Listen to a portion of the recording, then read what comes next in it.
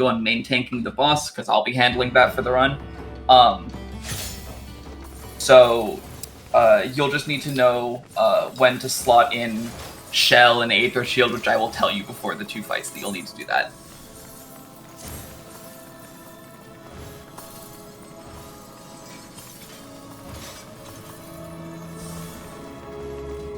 But welcome into the instance. Go ahead and toss on your Pure, toss on your Re-Raiser, and then get your 2 actions that you need slotted. And once you have done that, go down, touch that Lost Finds cache, and fill your holster up with the second half of all of those bags that are listed in my document that I posted for you guys. And once you've done that, you can go ahead and stand on the waymark corresponding to your party. A, B, C, D are all going to their respective markers, E is going to 3, and F is going to 4. And once everyone in your party is on the tile, or on your marker, you will be all good to go. Sorry, healers should only have lost a rise when someone is dead, so what should their second item be? Lost Arise is actually a very good thing to pre-slot, as if you hold on to that slot there, if you hold on to the Arise, when someone dies, you will already have it slotted to raise them, as we are limited on the number of raises we can bring in, because Arise is a 15% chance in DRS to work instead of a guaranteed raise. Alright, sounds good. It sounded like people were saying to not keep it in the holster yet.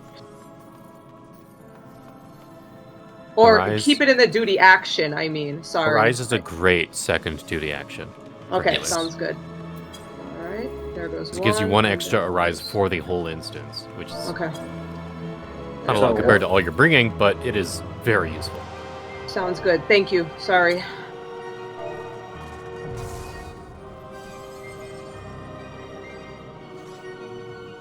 So to be sure, and I'm making sure I'm bringing the right thing, this is Aether Shield, Lost Sacrifice, and Frontal Power, right? Yes, the basic Aether Shield tank bag, yeah. You'd want that one with the Font of Power, the 2 Aether Shields, the 2 shells, and all of that good stuff.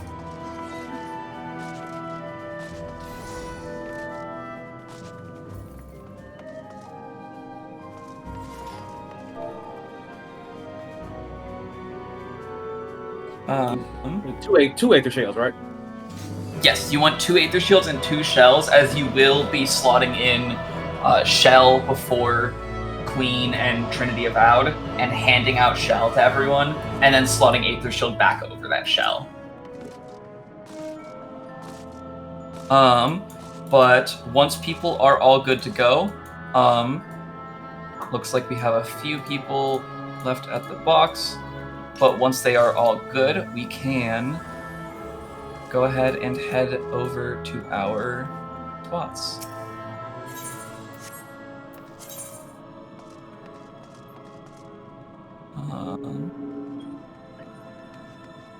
Good.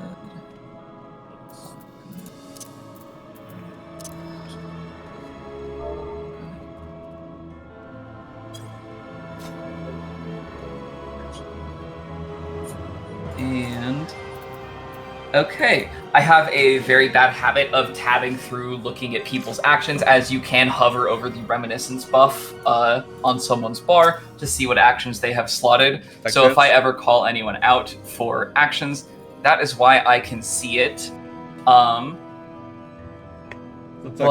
with that said, oh, I see now. Okay, Lust, I had said Aether Shield. You will not be using Aether Shield until later into the instance. You'll want a Banner of Honored Sacrifice as your second action, and same with Sumire. Sacrifice? Yeah, so currently the two of you are in Font of Power and Aether Shield, and you'll want to replace the Aether Shield that you currently have slotted with a Banner of Honored Sacrifice, as you have 2 Aether Shields in your bag, which you will be using later when it's actually needed. Okay, so just lost Sacrifice and Banner of Honored Sacrifice, right? Yeah. Yes. Yeah, Font of Power and Banner, yeah.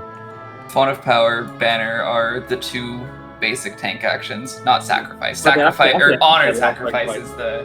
Okay, so Yeah. Front of Power and Banner of Honor Sacrifice. Yep, the Yes. red one. Okay, understood.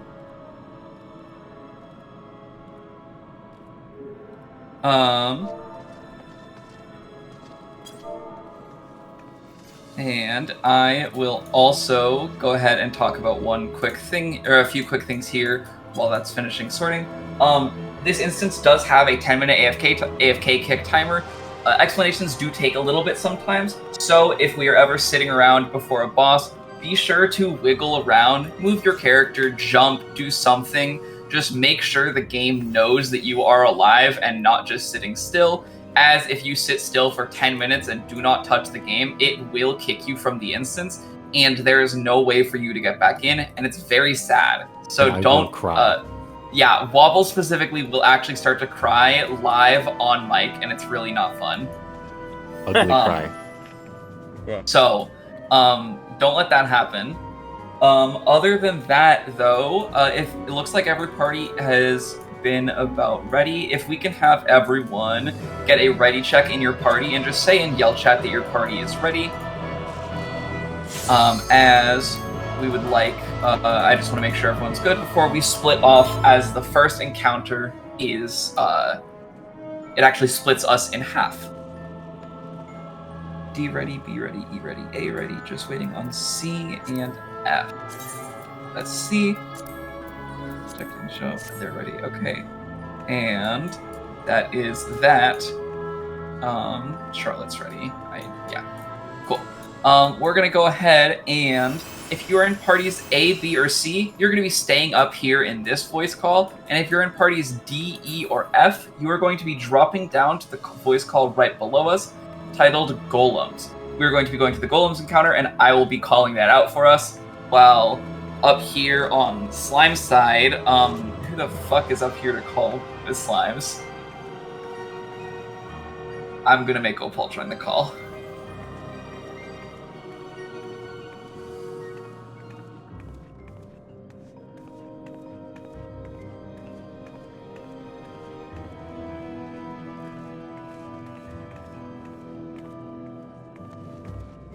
Okay, Opal is going to join this VC. So once again, if you are in parties D, E, or F, you can drop down to the Golem's voice call right below us, where I will take care of calls, and we will be good to go.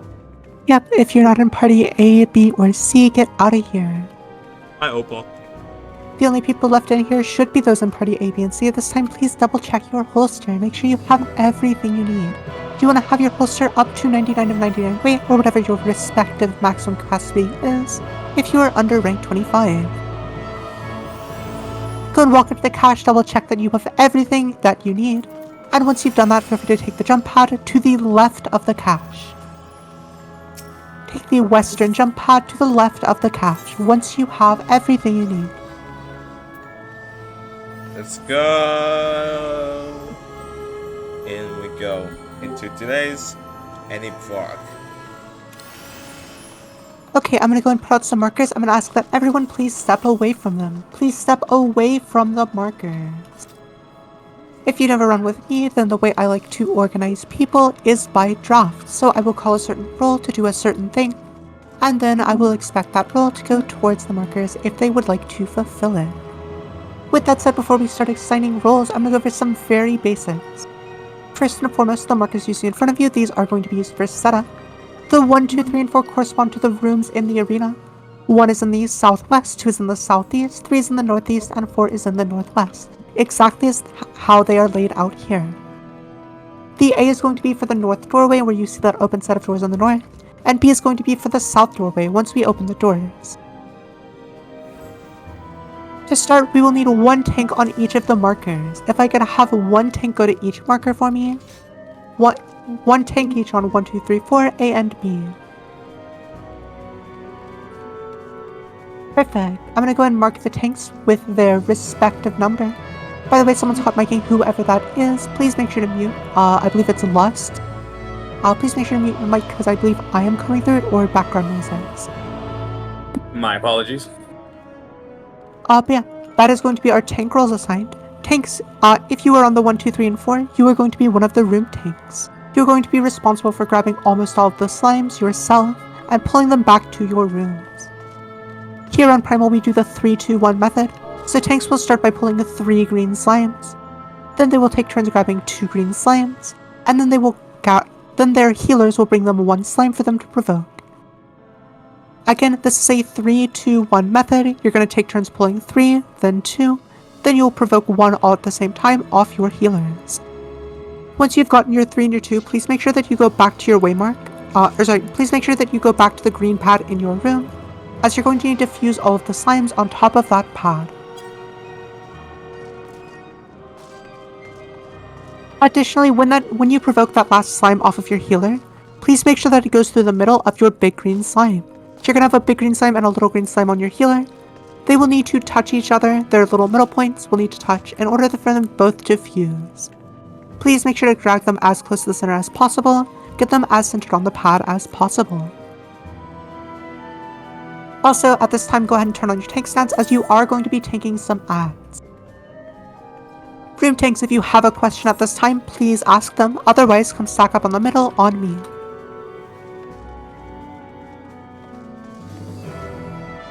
Solo, Mina, you guys good. If you have questions, please do ask.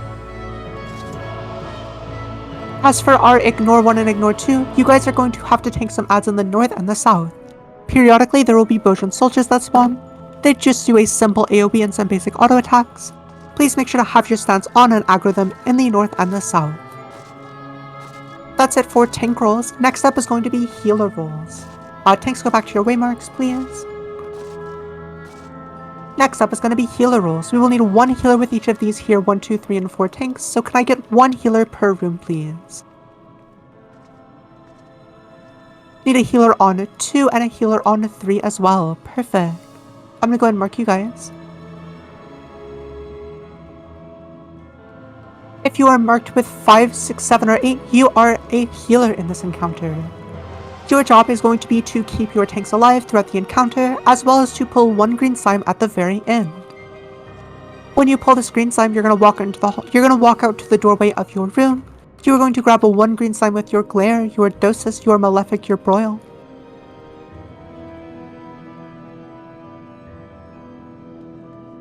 Sorry, I forgot to send this in DRS Learning 1. But yeah, you are going to use your Glare, your Malefic, your Broil, your Dosis to grab a 1 green slime from the middle. Please do not use your dot, as it can result in ping-pogging aggro, where the slime just keeps going back and forth between 2 healers. If someone else grabs a slime, please just let them have it. Do not fight for aggro. Additionally, healers, I would like to make note of some positioning in this encounter. If you look in DRS Learning 1, you will notice that there is a little image showing you where to stand based on your role. Healers, you will want to stand basically on the inner corners, away from the middle. So if you're in room 1, you would stand on the exact opposite side of this wall. If you are in room 2, you would stand on the exact opposite side of this wall. And in rooms 3 and 4, you would just be that on the north side, away from the middle, but towards the inside. Again, if you have any questions, healers, please do ask, but you have a very simple role. Yeah, you're just going to stay in that corner, keep your tank alive. You can also help the DPS with their job as well. Healers, if you have no questions, go ahead and stack up on me in the center. Perfect. Finally, we're going to go over DPS roles. At this time, no matter whether your job icon is red, blue, or green, you are considered a DPS. Yeah, tanks, you're just going to stand on that green platform for most of the encounter, actually. At this time, if you are not assigned a role, by the way, healers, you can go back. If you are not assigned a role, you are considered a DPS no matter what type of job you are. I'm going to draft DPS to rooms one at a time. When I call your name and a marker, please go there. Hironobu, go to 1. Teoth, go to 4. Cataly, go to 2. And Borby, go to 3. Matthew, come to 1. Kenji, go to 2. Toranimo, go to 3. And Aisha, go to 4. Koseki, go to 1. Jue, go to 2. Ames, go to 3. Kiska, go to 4. Iremore, you're going to go to 3. And Hembo, you can just choose a room. By the way, before I start explaining this, go ahead and wiggle around if you are a tank or a healer. Make sure that you move every once in a while, as Carter explained earlier, there's a 10-minute AFK kick timer. But yeah. DPS, you have a very simple but arguably the most important job in this entire instance. What you're going to need to do, okay? There are going to be red slimes that drop down from the top in the center of your rooms. You'll need to attack them once so that they tether to you and walk back to you, and then kill them in the far corners of your rooms. Again, if you look at that image in DRS Learning 1, there are corners. You want to be in the far corner, as far from the center as possible, and pull the red slimes back there. If you pull them against the middle walls, there's a chance that they can fuse through those walls, so please make sure that they are far from that wall. And if they are where the healers normally stand, then there is a chance again that they can fuse through walls.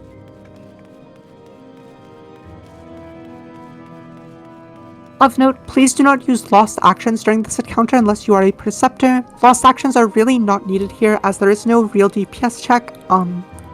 Please just use your basic 1, 2, 3, maybe your jobs burst if necessary, and make sure to build your job gauge throughout this encounter. Not just DPS, but also tanks and healers should make sure to build all of their job gauge as much as possible. Job gauge will determine how much damage that you can do on Trinity Seeker. The more you have of it, the better. So again, use this encounter not only as a way to get to the first boss, but also as a way to generate as much gauge as possible to get ready to deal as much damage as possible. Because the more damage you do, the less mechanics you have to die to. At this time, DPS, if you have any questions, please do ask them. Otherwise, yeah, Summoner, you can use Bahamut, you can use Phoenix. Please feel free to. Just make sure that you are building gauge throughout the encounter. And also think about which form you want to end on. If you have full haste, it is better to use your Phoenix to start, since it has a stronger base GCD. However, if you are not, I believe it is better to just use Bahamut. That is all of the rules out of the way. I'm going to go over one more thing really quickly, and that is the traps. In this encounter, there are also some traps that will blow you up. If you have done Delubrum normal, you should know all about these. We have one player with Lost Percept here, Himbo Hooters, who's going to find the traps for us. I believe he has already checked the south 2 rooms to see if there are any traps there. There's a trap in the southwest 1 room, the middle of the hallway, and one of the 2 north rooms. So, with that said, if you are in any of those rooms, please be careful as there could or will be a trap there. Again, if you are not in the southeast 2 room, please do not enter your room until it is percepted. Himbo will percept in the middle and then in room order. For the DPS and healers who are in the 1, 3, and 4 rooms, until it is percepted, please feel free to stand in the doorway of your room and simply stand there and pull the red slimes back to there. If you have any questions, at this time please ask them, otherwise go ahead and run a ready check in your party. Once your party is ready, let me know in Yell chat. At this time, go ahead and double check for haste gear, double check your stances, double check your Cardias, Carbuncles, and dance partners.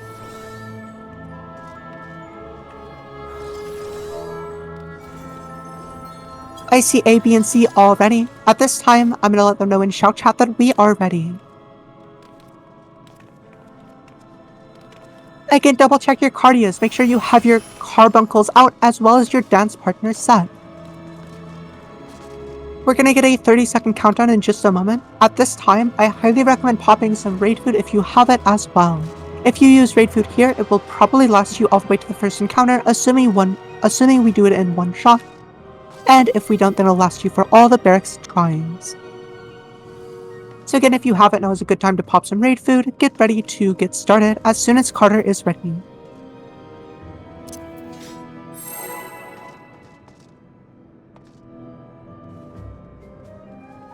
Countdown is started. As a reminder, there are traps in the southwest room, the middle of the hallway, and one of the 2 north rooms. At the start, Tank 1 is going to grab their 3 slimes, then Tank 2 will need to get ready to grab theirs. Again, do not go through the middle until it is percepted. Do not enter your room until it is percepted. The door is opening in just a moment. Get ready to get started. Door is opening now. Tank 1, get ready. You're going to grab all 3 slimes. Tank 2 can be on deck after that. Tank 1 is going to grab theirs. There's a poison trap in the north. Tank 2, go ahead and get ready. DPS red slimes have dropped down. If your room is percepted, please go in and kill them. Otherwise, pull them back to... Please make sure to attack the red slimes to tether them. Tank 2, grab your 3, please. Tank 3, you can also get ready. All traps are percepted. Feel free to enter your rooms now. Tank 3, you're going to grab the next 3 that drop down. Red slimes are down. Please pull them back to corners now. Tether those red slimes and pull them back to the corner. Tank 4, you're going to grab the next 3 green slimes, pull them back. Next up, tanks are going to take turns grabbing 2 slimes at a time instead. Tanks 1 and 2 can both get to their doorways now. Tank 1 is going to grab 2, Tank 2 grab 1 more. Perfect, Tank 2 you can stay at your doorway, you're going to need to grab 1 more as soon as they drop down. Tank 3, you should also get to your doorway now. Tank 2 grab 1. Tank 3, please go grab 2 green slimes. Red slimes have dropped down in rooms, pull them back. Tank 4, please go get to your doorway.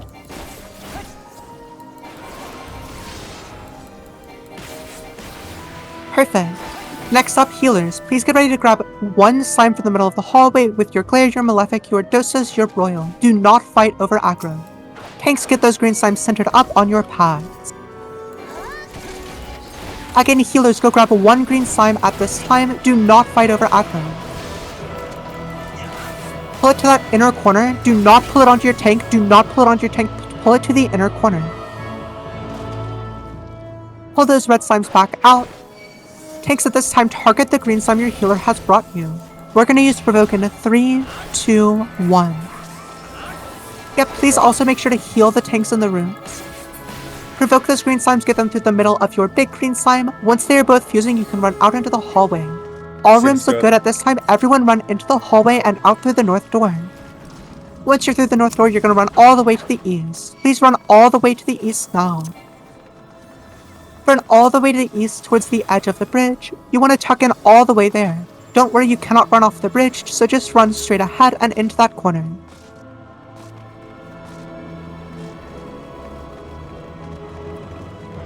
Yay! Oh, nice slime sign.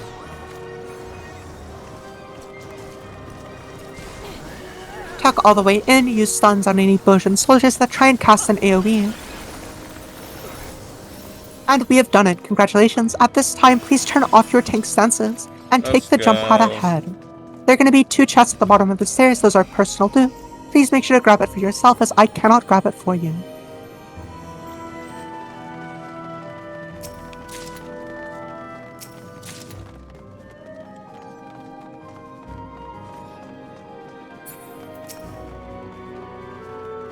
Alrighty, hey, hi, hello, welcome back. I'm going to go ahead and grab a few images real fast.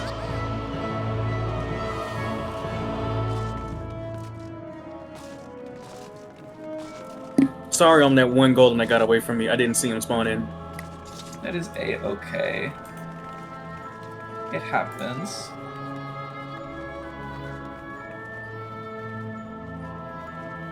Cool. So, I was still over at Golem's side, but I'm jumping down now. Anyways, welcome to Trinity Seeker. Grab those 2 chests at the bottom of the stairs. All loot in this instance is personal, and I cannot grab it for you, so be sure that you grab those chests now, as we will actually not be able to come back and get these chests later. There is a point in this instance where we do get split off from this area pretty soon, but that's fine. With that said, I'm going to go ahead and mark myself within Ignore 1. That is what I will show to denote that I am the main tank. And let me get some markers down. Cool. So, this is Trinity Seeker. I'm going to go ahead and explain a few DRS kind of basics first before we get into this. As I want to kind of reiterate that lost action usage in this instance is like borderline mandatory to clear. Well, it is basically just mandatory to clear. It's what the content was tuned around. And we actually have some very helpful images that Opal has made for us. I'm going to go over basic damage action usage for everyone. And first, I'm going to go over healers. So, healers, all of you guys should have brought either Chain Spell if you are not a White Mage, or Lost Seraph Strike if you are. If you're a White Mage and you have Chain Spell, that's fine. It doesn't really matter all that much. You're just going to be doing the same thing that everyone else does anyway. The short end of it is you'll be using Chain Spell every 2 minutes. It doesn't matter that it's a 90-second cooldown. You will be using that aligned with raid buffs, as raid buffs are the most important thing in this instance, because stacking all of those damage actions together lets us hit very high numbers, which makes the bosses die faster, which means we have to do less mechanics. If you are a White Mage and have Lost Seraph Strike, however, you will actually be using you'll be using Lost Seraph Strike every 1 minute, as it's a 1 minute cooldown, so it lines into raid buffs nicely. The way you can do that, Seraph Strike normally has a 5,000 MP cost to it. However, you could just use Thin Air right before it, as Thin Air nullifies that cost and makes it free. It also lines up very nicely into your Blood Lily, as you can build 1 Blood Lily every minute, and Seraph Strike buffs it a fucking ton. So that's what healers are going to be doing for damage actions. I trust you guys. It's like, your guys' main priority here is to stay alive and arise people.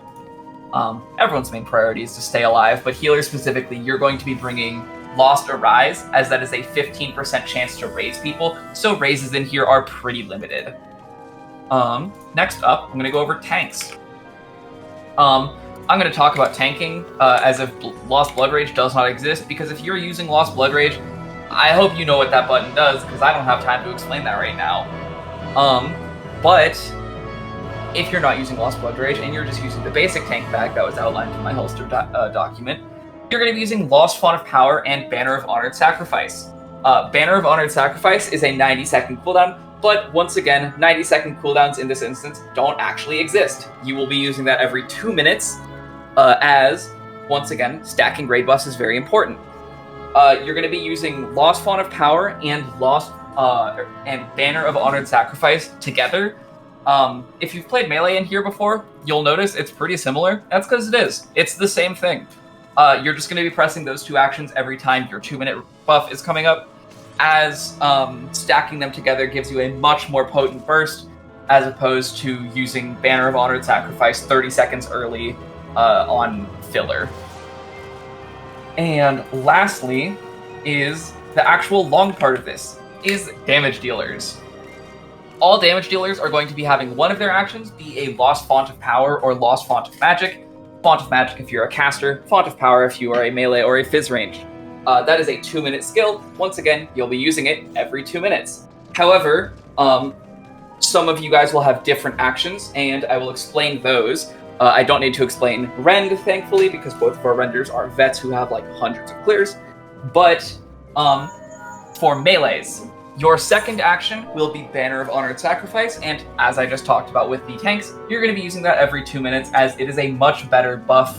And for melee specifically, it is actually a very big deal, because Banner of Honored Sacrifice has a special interaction with your Pure Essence of the Duelist. It reduces the tick. What is it? It reduces the tick. What the fuck? We have this now? I literally just made it as you were explaining it. That's so funny. It reduces the damage tick of it to 1 damage per tick, and it makes it 30 seconds, so it has the same duration as Font of Power. So it's extra important to overlap those, as they will give you a ton of damage during your burst. Fizz range will be using Lost Dervish. Lost Dervish is a 60-second buff, which gives everyone a lot of things that are... There's too many lines in that buff for me to explain. It's damage, though. You will press that every 2 minutes alongside your 2-minute burst. Maybe a little early if you want to make sure you catch everyone or something, but just make sure you are not using it on cooldown and are instead using it aligned with near your burst, as you want to make sure the buff of that is happening during burst. It's a 90-second cooldown, but like I've said a billion times, those aren't real in this instance.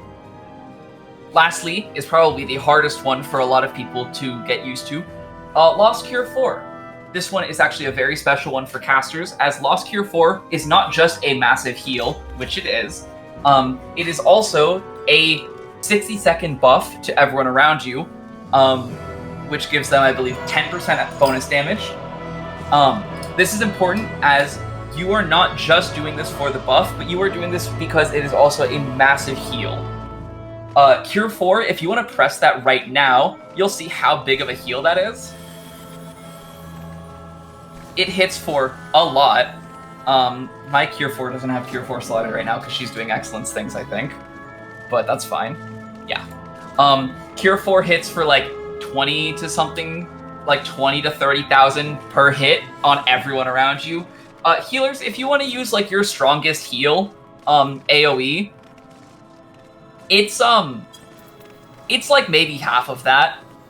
So Cure 4s are going to be doing the most healing of every party. You guys are the primary healers of every party.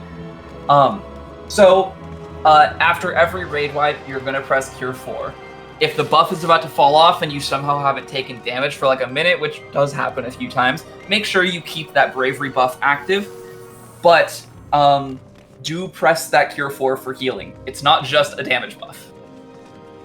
With that said, there's also there's one other thing that I will talk about, and that is raising and LB3. So, as you'll notice, everyone has that little debuff on them, which is titled Resurrection Restriction. This means that you cannot be raised by normal means, being healer or caster raise actions. However, there are a few specific actions which I'll go over which can raise you. Firstly is Lost Arise, which is a healer action that all of our healers should have brought plenty of. That is a 6 weight, 5 charge action, which is a 15% chance to raise the person you're targeting with it. These are very limited, and it is sometimes a little unlucky, so etiquette for raising someone is if you have someone dead on the ground and you are trying to raise them, mid-combat raising is perfectly fine. If you are trying to raise someone, please stand on their body, as we don't want 2 people trying to raise them and both of them accidentally waste a charge if someone does get the raise. Because this game has really bad netcode, and it will still eat your charge even if your cast gets cancelled because they get raised. It's really stupid. With that said, other than that, Healer LB3 can also raise us. Depending on how our damage is tonight, we may see Healer LB3. So if you're a DPS player and you're used to pressing Melee LB3, don't do that. DPS LBs do not gain any use out of our Lost Actions or our Pure Essences, so they're really bad. Like, a Samurai Midare under buffs does more than a Melee LB3. It's really, really not good. So, the main reason we would use LB3 is for Healer LB3, as Healer LB3 can bypass this raise restriction. As well, if you get raised, you do not get a prompt to say, hey, would you like to get up? Would you like to accept the raise? It just pulls you off the ground and puts you right back into combat. So please do not go AFK at any time during these fights, as someone may try and raise you, or you may get hit with Healer LB3 and get brought back up. And that's all of that stuff. I'm gonna go over Trinity Seeker now. Yes. So, we have Trinity Seeker in front of us. This is the first major boss of this raid. This is the first one where we will see LB3, and this is the first one we will be using our Lost Actions. The way this works is that Trinity Seeker has a few major mechanics that I'm going to talk about real quick. First of them is Mercy Fourfold. For Mercy Fourfold, the boss is going to telegraph 4 half-room cleaves and then execute them in order. So we are going to be standing opposite these cleaves. I call boss relative for this, so I may call something like front, front, back, back, or something like left, right, right, left. Just listen to my callouts for that one, and I'll tell you where we're going to be standing. The swords glow... Sorry. The swords glow in the order they're going to go off, so... you can always stand opposite those, or you can read that for yourself, but just listen to my callouts. We'll be fine. Next is the Seasons of Mercy mechanic. This is actually the same as it is in normal mode. It has the orb that you need to look away from. It has the Lotus, which is the purple one on the ground that expands to be really big, but it also has some crisscross ice AoEs. you're going to be dodging the ice checkerboard first, then you're going to look away from the orb, then you're going to move away from the purple lotus while dodging that ice checkerboard again. I'll tell you where everything is for that one, so I'll say something like orb is on 2, look away from 2, move towards D, or something like that. Like lotus is on 3, move to 1, or something. I will tell you guys where to move for all of that.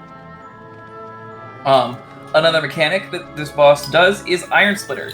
The boss, or one of its clones that it will summon, will jump to one of the 2 colored rings on the ground, which is either sand, this is yellow sand that I will call out, or brick blue stone, and we will need to get opposite. I will always call out the safe one, so I will say something like stand on brick blue stone, or something like that. Make sure you wiggle around real fast. I have been talking for quite a fucking second.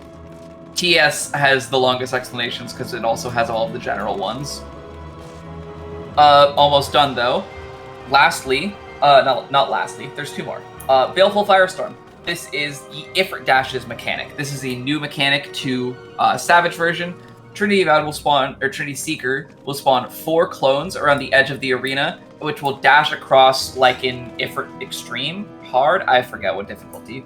And we need to rotate around it. This is a downtime mechanic for melee players, so I'm sorry if you wanted to keep full uptime during this. It kind of sucks. But I will tell us where to move. I will say something like, move out towards 3, rotate towards B, which means we'd be moving out past that 3 marker, and then rotating counterclockwise up towards B2 area. The last mechanic is Baleful Blade. Baleful Blade is just an AoE that hits raid wide.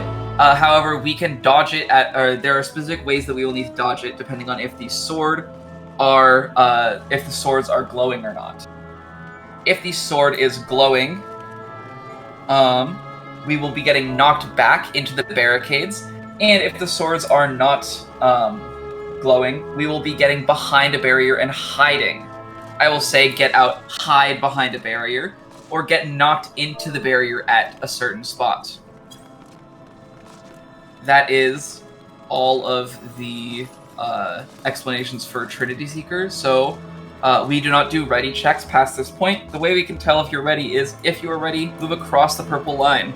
Come stand up here near the Seaway mark if you are ready.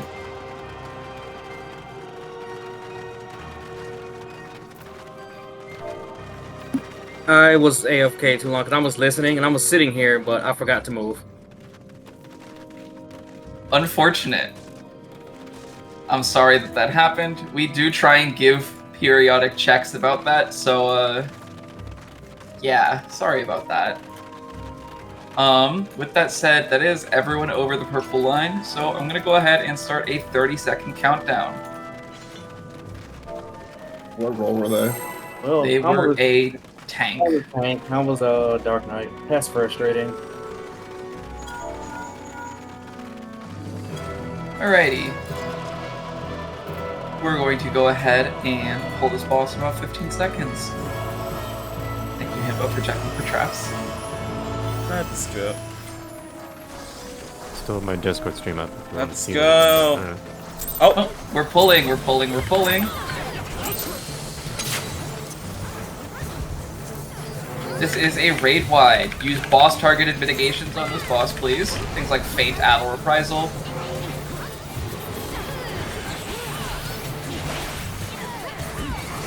And we're going to get our first fourfold mercy. The boss is going to turn back around and face me.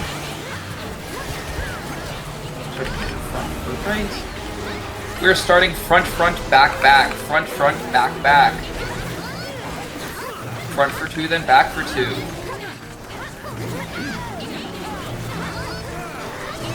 And get to the back for 2.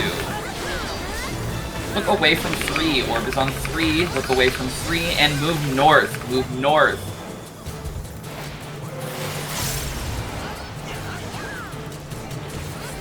I'm so Everyone go ahead, stack inside the boss's hitbox. Go ahead, get inside the boss's hitbox. Front and back is safe, but inside is the safest. And everyone get away from me, the main tank. Everyone get inside the arena, away from me. This is a tank buster.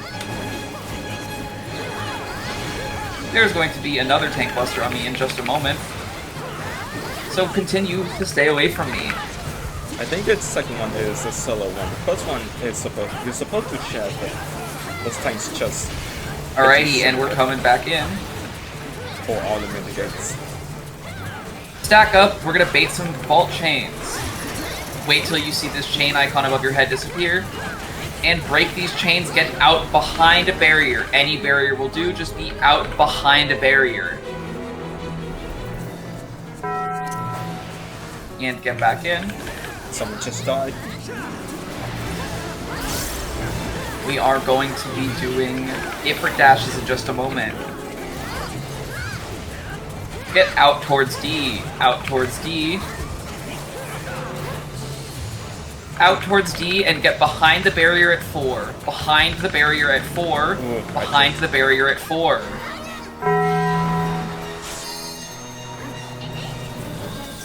Get back in. Everyone stack up on the 4-way mark. Stack up on the 4-way mark. We're going to be doing more Ifrit dashes. Ifrit dashes into 4-fold Mercy here. First, oh, stack up first, lines. Not quite yet. And Iron Splitter, get on Brick Blue Stone. Oh, that was a weird fucking push.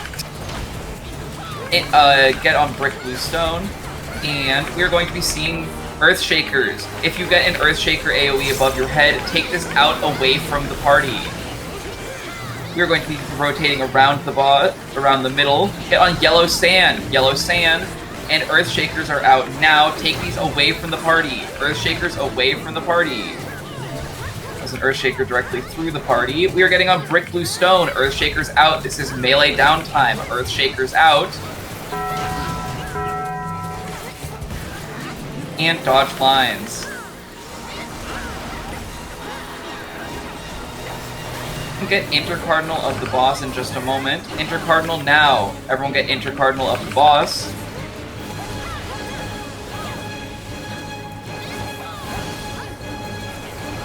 And I'm gonna pull the boss back middle.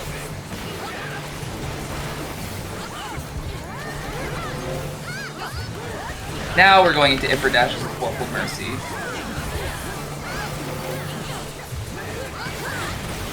Go out towards C, out towards C.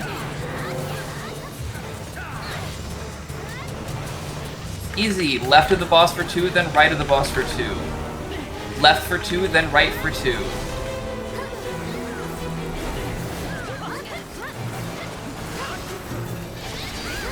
And go to the right. Look away from 4. Orb is on 4. Lotus is on 3. We are moving north. Don't get hit by these orange lines. Oh, it's the next one. Stack up, bait, and break some chains. And break these chains. I'm going to be pulling the boss towards the edge.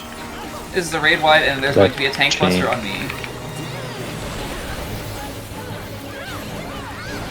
Stay away from not ignore 1, as there is a tank buster on me.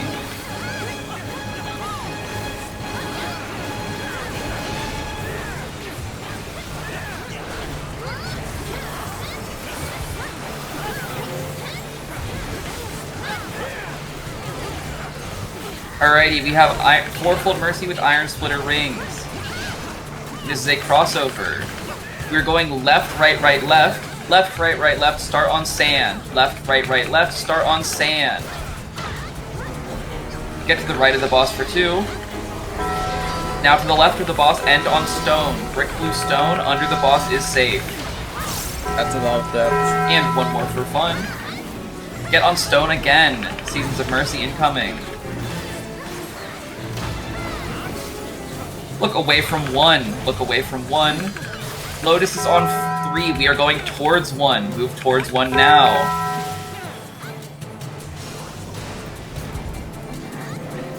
And everyone go ahead, stack inside the boss's hitbox. We have another raid wide, and then inside the boss's hitbox.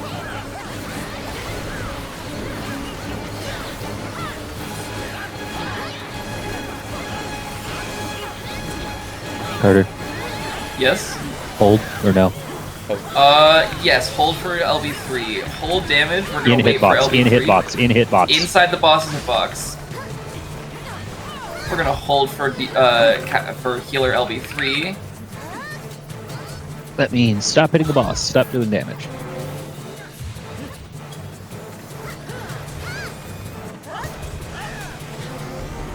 Okay, and we are going to be getting out behind a barricade. Get out behind the barrier at 4. Out behind the barrier at 4. We're going to be going left of the clone for 2, then right of the clone for 2. Get back in, left of the clone for 2, then right for 2. Go right for 2. I think it's in for 2 out. Healer LB3. Healer LB3 can go off now. My call was right, Theo. Don't worry. There was Raid wide. something, yeah. And kill the boss.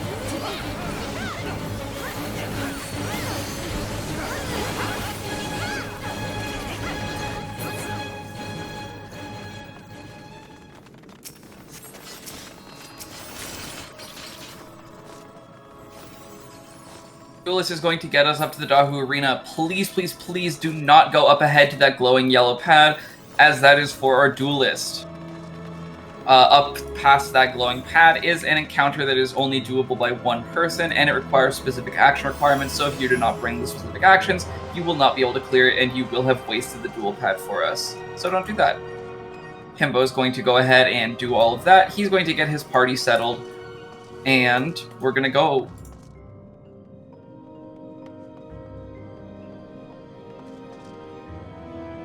Do not look at Dahu. Healers can go ahead, start arising anyone who is dead on the ground.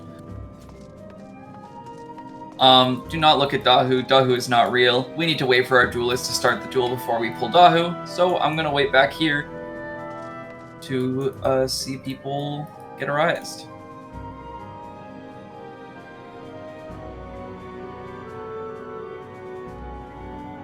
You may see a countdown in just a moment. However, that is not real. That's not for us. That's for Himbo to get his people to give him buffs.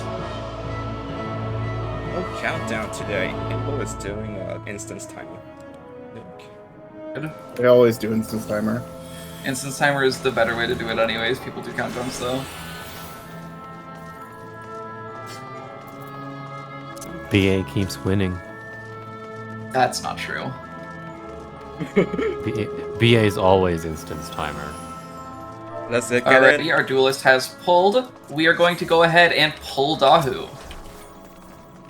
Go ahead, get in. We're pulling Dahu. This is a very simple fight. You're going to not stand in any of the orange, and I will tell you where to move when there is a time for that. Dahu is going to be dashing south in just a moment, so don't stand directly south of him. And don't stand in the orange puddles appearing under your feet.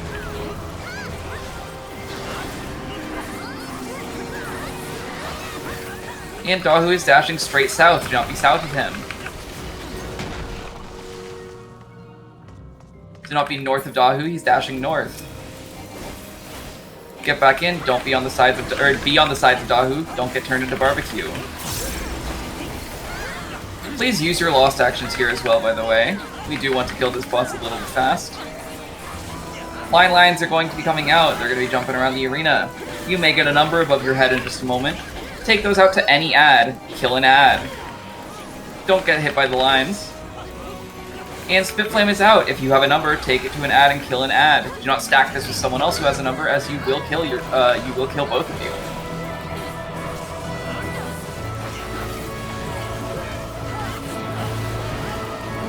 Get on the left side of Dahu, then move into the right. Move now. Get knocked into any safe spot. Big safe spot in the northwest. That was fast. It's normal-ish. Get on the right side of Dahu. Get on Dahu's right shoulder. Follow the cones around. And we're going all the way around. There are going to be ads that are going to be spawning and tethering to me. If a tank could please provoke after all of these ads have come out, I'll tell you when to provoke. I think I'll probably just do it anyways.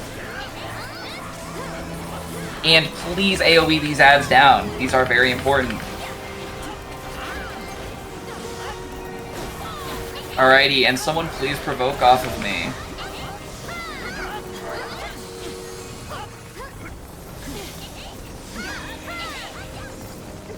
Or just kill the ads. That's fine too. Alrighty. Everything everywhere all at once. We're doing everything that we just did before, all at the same time though. Build gauge that you might need for Queen's Guard, but most importantly, do not stand in any of the orange. Left-right shockwave coming up. Get on the right side of Dahu, then move left. Oh, we gotta love that dodge. Awesome, and we're going to have a few dead on the ground. If healers could please raise them. And as another note, I will mention this because I forgot to before. If you die and ever raise in combat by either your re-raiser proccing or a healer arising you, please pop another re-raiser if you have them in your bag, as those are very important.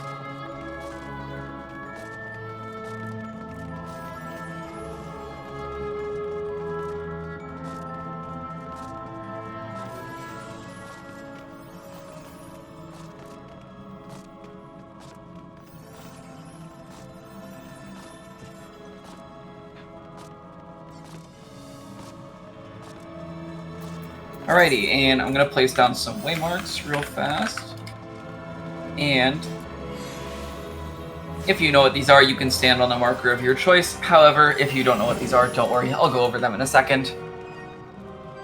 And it is time for Queen's Guard.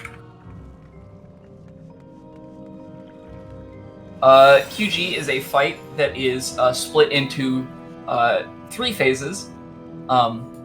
And I'm going to go over each phase in order. So, after our opener and the bosses jump away, the warrior and the knight will jump in, and we will be in the first phase.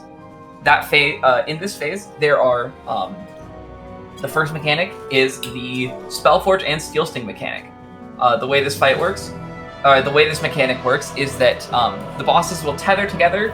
And we will need to either apply Spellforge to everyone or apply Steel Sting to everyone. This is important as we do need,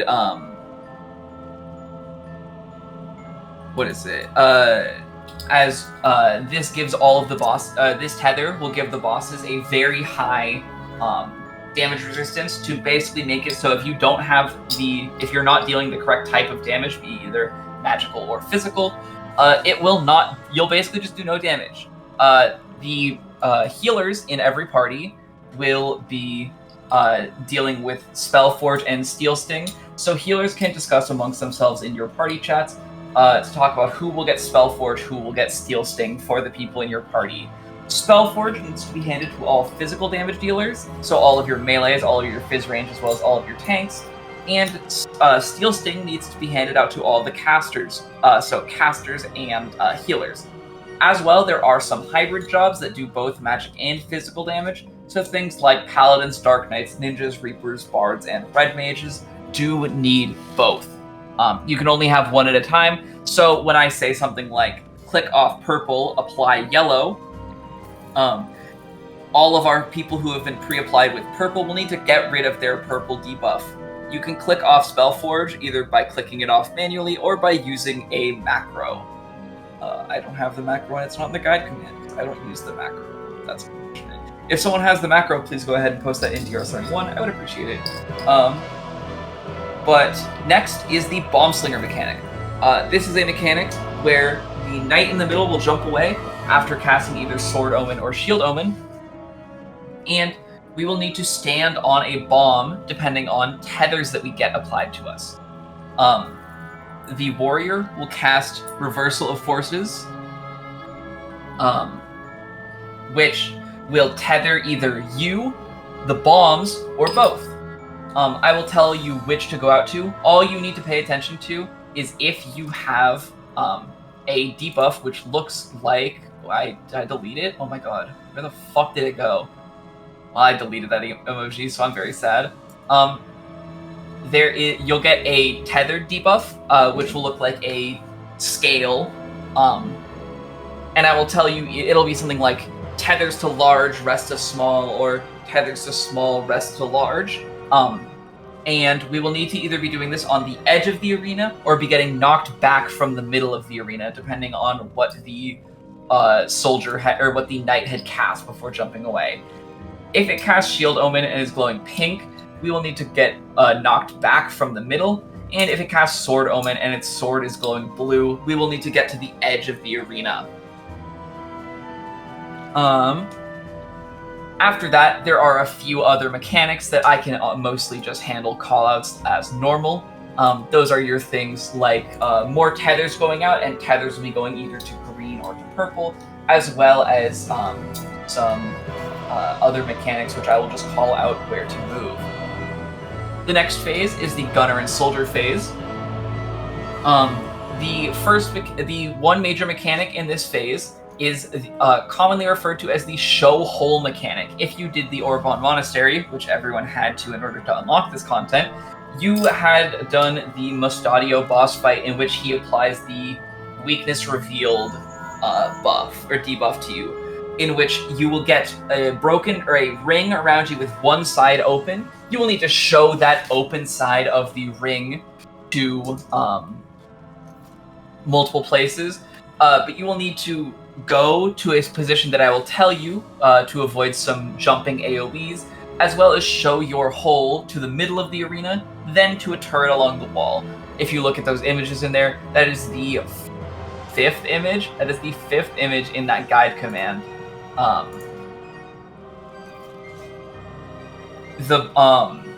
After that, there are some gun turrets that we will need to be dealing with. Gun turrets are main DPS priority, as when those spawn, tanks will grab hold of them, invuln the tank buster they give, and then we will kill those down before they cast explosion, which explodes and kills us. Lastly is the icy/fiery portent cast that goes off. The boss will cast a telegraph of either fire or ice. Fire is pyretic, which means we need to stop moving and stop attacking, and ice is a freeze, which means we need to keep moving. The last phase of the fight is the Ethereal Wards phase. This one is where these markers that I am standing on will come in handy. So, if you are a healer, we need 2 people on the 1 and A markers. This will be responsible for reflecting some orbs that we see using a light curtain, as you have in your bag. These are denoted by that diagram, which I will repost right now. This is the reflect diagram, where you will reflect some orbs that happen. So if I could please get 2 healers to the 1 and A markers, please.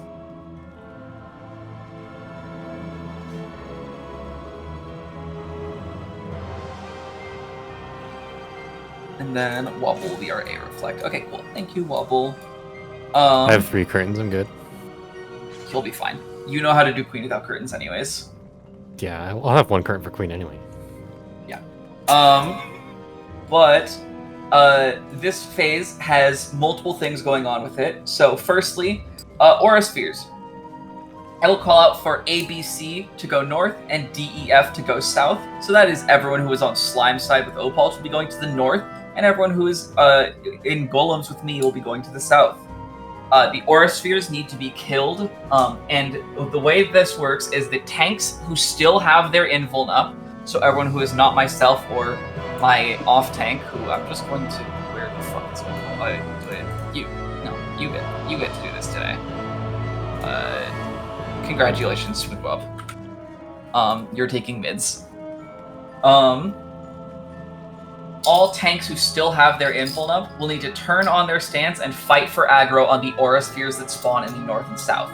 That is because when they die, you will get whoever has the highest aggro will get marked with a they will get marked with a scary orange marker above their head, and they will need to press their invuln to not die to it.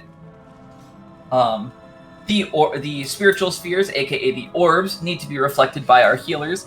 We have everyone here on these 1, 2, 3, 4 A and C markers, and you guys will be reflecting as denoted by that image that I just posted. You guys will be in charge of reflecting 2 orbs each, as these do need to be reflected and killed, because if they are not, they will blow up and give a raid-wide damage down, as well as do a pretty sizable chunk of damage, so if enough people miss them, we all just kind of die. Lastly, the wards will all do Coat of Arms, which is the same as in normal mode. They will give themselves the directional parry. So if you are a white mage, dancer, astrologian, please be careful of your really big AoEs, as you may accidentally clip a guard who is parrying towards your direction and give yourself a stack and kill yourself.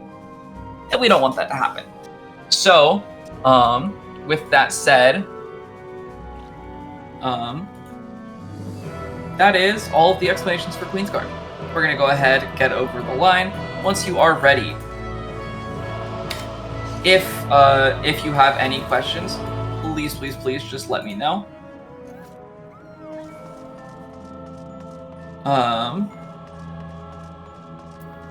And healers, please triple check that you have Spellforge and Steel Sting sorted out with your party, and know who you need to give that to in your alliance, or in your party. I will repost the Spellforge Steel Sting image for everyone so you can have that handy. Does it matter which tank provokes the turret when it shows up? That will be myself and Spoonbob. We are the main tanks. We will be doing that. The tanks, every other tank will be responsible for dealing with the ethereal, or with the aura spheres during Orbs phase. And yes, tank stance is on for the opener. We just want to pull all of the bosses into a nice big cuddle puddle. And then, when we are done, we can go ahead, tanks can go ahead and turn their stances off, and Spoonbob and I will pull our bosses to their respective spots. So, once you are ready, go ahead, come up here, stand on the Seaway mark. You can get right up next to these bosses and it won't pull them, but it's nice to be a little bit farther back. Also, I don't know if it was talked about too much, but one of the reasons we say do not early pull is specifically because of people who might be doing mimics. If they do a late overslot so that they can hit C4 before the fight, and then slot excellence over that, Mimic does not work in combat. Anyone who had Mimic is now stuck in Mimic for the entire fight. And they are without a damage action for the whole fight. So please do not early pull, as we want our folks doing Mimic overslotting for higher damage to actually be able to do that, because it is a massive benefit for us as well. But with that said, that is everyone over the purple line. I'm going to go ahead and start a 30-second countdown. Your main tanks for this fight are myself and Spoonbob Squarespank. I'll be taking the wall bosses, Spoon will be taking mids.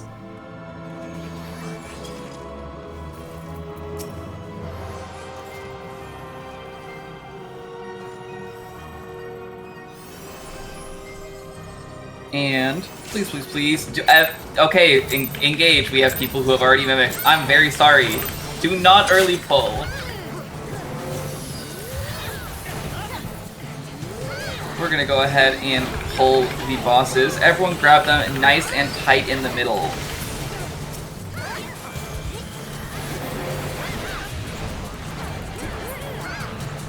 Alrighty. And warrior to the wall, knight to the middle. I'm going to go ahead and pull the warrior to the wall. Click off yellow, apply purple. Click off yellow, apply purple.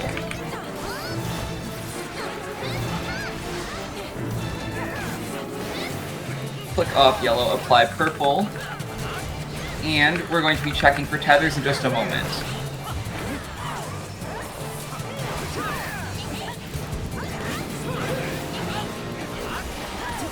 Check to see if you have a tether. Tethers are going to small, rest are going to large. Tethers to small, rest to large. Get knocked back from the middle. Tethers to small, rest to large. Get knocked back from the middle of the arena towards your bomb. And if you fell before your bomb did, move to where one just exploded. Get in there, hit that boss.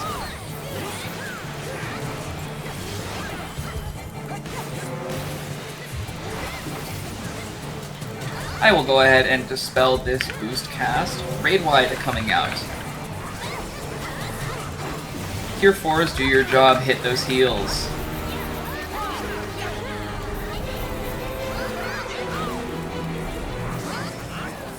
A little bit more on the boss in the middle. We do need to kill both bosses at the same time.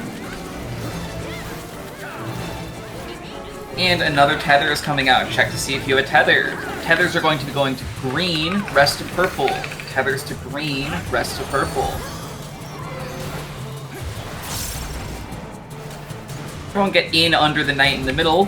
In first, and we are getting out towards the south. Out towards C. Everyone out towards C. Get back in on those bosses. Raid wides. And Cure Force, heal up your party. Tank Buster on the main tanks.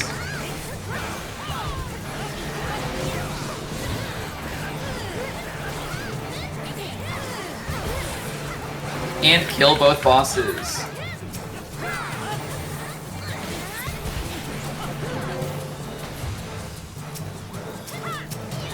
Soldier to the wall, gunner to the middle.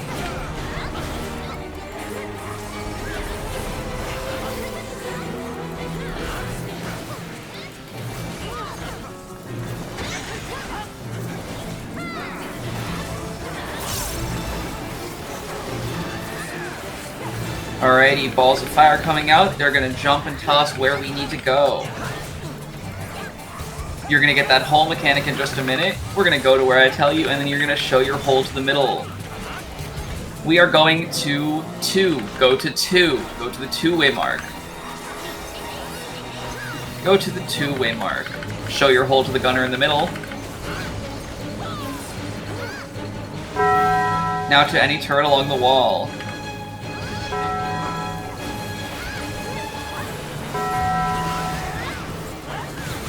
Tank Buster on the main tanks.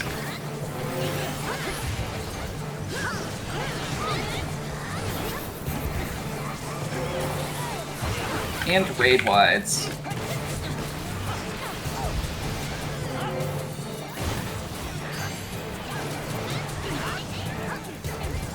%20 health difference, more soldier. More on the wall, please. More on the wall. Gun turrets are going to be coming out in just a little bit.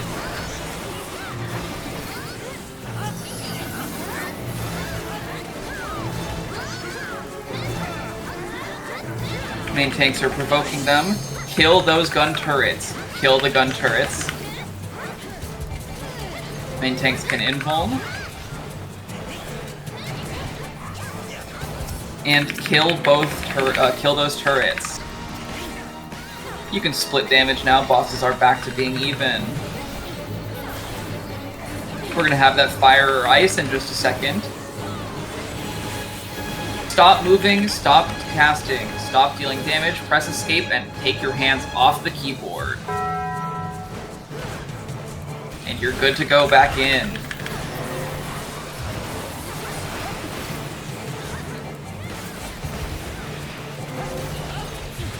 Kill both bosses, they're gonna repeat the phase.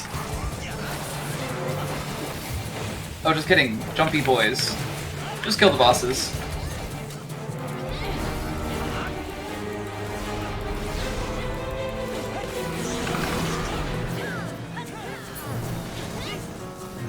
Alrighty, if you still have your invuln, tanks turn your stances on. ABC North, DEF South, fight for aggro on those aura spheres.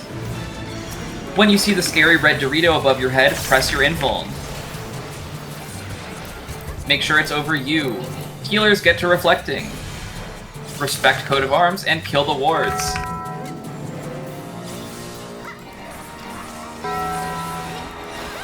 Great job on those reflex. Kill the wards. So good. Respect Coat of Arms. Coat of Arms is recasting. Respect it, respect it, respect it.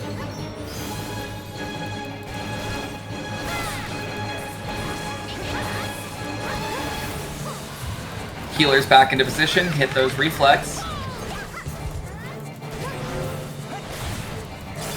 And tanks fight for aggro.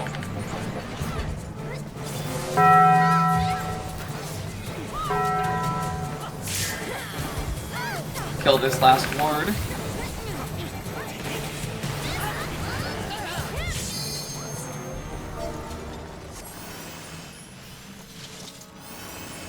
Alrighty. And once again, healers can get to a rising.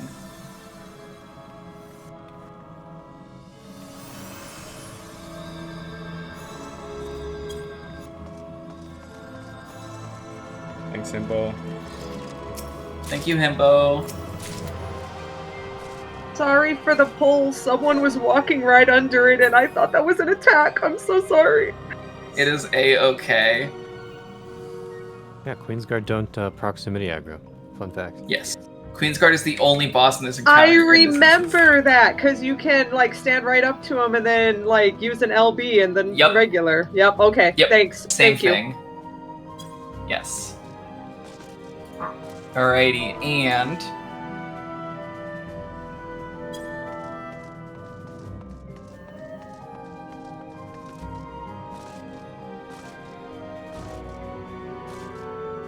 I'm gonna go ahead, we're gonna wait for folks to finish up the rising. And then we'll get to go into Washington Phantom.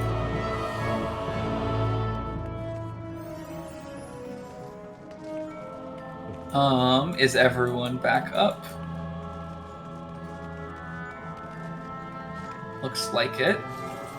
Yep, everyone is back up, okay. I'm gonna go ahead and start a nice long countdown of like 10 seconds, because that gives me time to run back from where I am. This boss is quite simple. Just listen to where I'm going, and if we see the ads phase, kill reds, heal whites. Thank you, Charlotte, for the banish.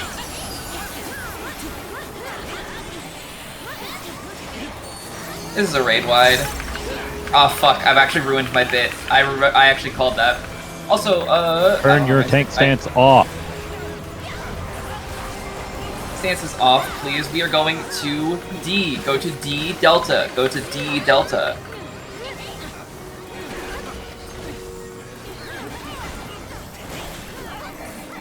We're going to be following these donuts all the way down. Go until you hit the 4 marker. Follow the donuts all the way down. They go on every dot.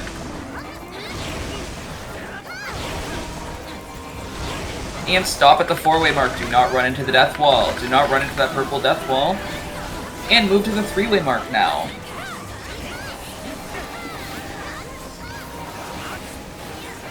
And as always, please use lost actions on trash. We do have enough of those. We're going to be staying on the 3-way mark now. We're going to stay here until we see 3 flashes on the 4 marker. Then we're going to go back over there.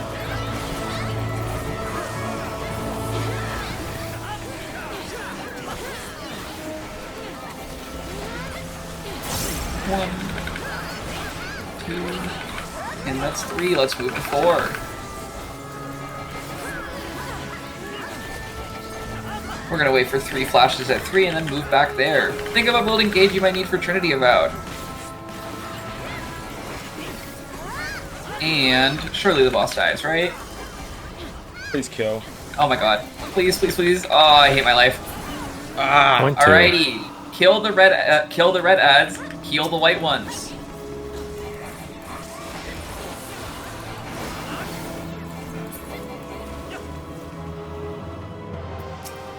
I'm doing ass fakes. I want to kill myself. It's an Anyprog with like no bets on it. Don't worry, we're fine. Not real. I can't hurt you.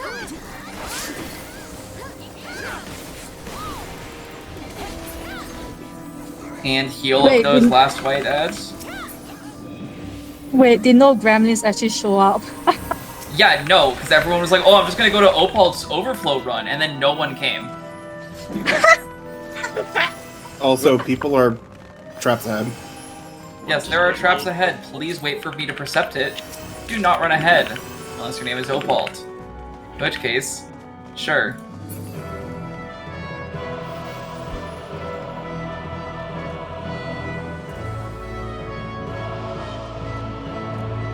See traps appear ahead. traps do load last.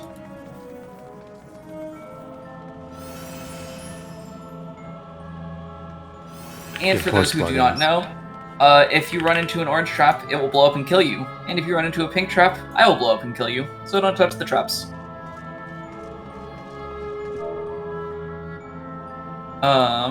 With that said, we're gonna go ahead and take a quick 7-minute break. We'll come back at 25 after the hour. We're gonna come back at 25 after the hour. I'm gonna go get some water because I've been talking too much. Yeah, normally Cam does the explanations, and then you do the calls. Yep. But I'm doing everything this week. I'll be honest, I lost track of time, so Alrighty, be back at 25 after the hour. I'll type that in shout chat. You should wiggle. Just make sure you wiggle. Yes, make sure you wiggle and don't get kicked. We don't want Please don't get kicked. I had to mute myself to cry earlier. I was already muted, so I mean.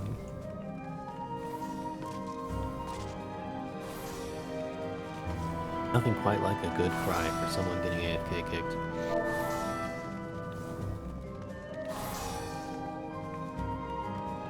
It's harder than overpouring tequila. Which I didn't do. I just ran out.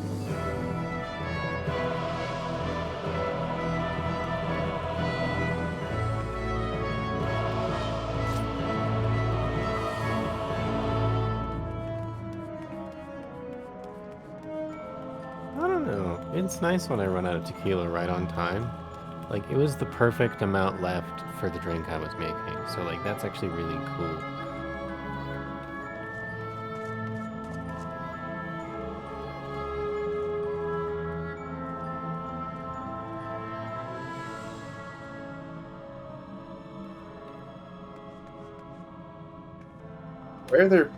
Why does Wobble have 9 watchers, and why are there 55 people in here?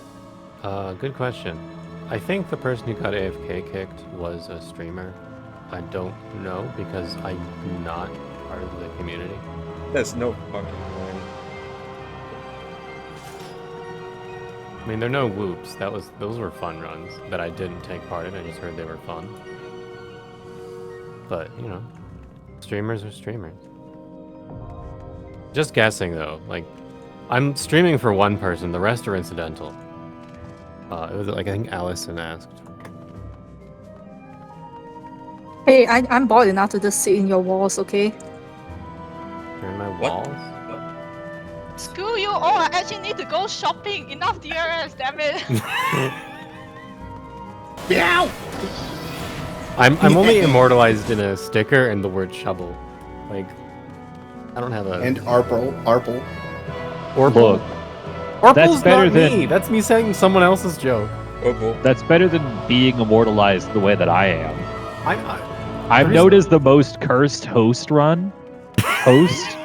and I have 2 different soundboards about a crap at the fucking Minotaur Arena. Nice. It's a great time to wiggle, by the way. Great time to wiggle, check immortalized yourself. in a Dinglefart video because he forgot to heal me after I had to use my invuln as a Dark Knight, and he didn't heal me up.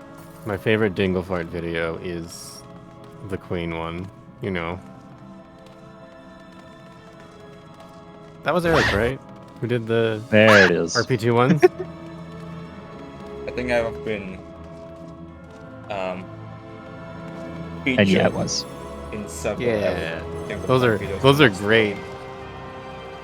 Honestly, like, that video gets you better at recognizing when you have a cursed position or like a good position. But do not remember the numbers. Do not try. If you remember the numbers, you're as cursed as the worst pattern in RP1.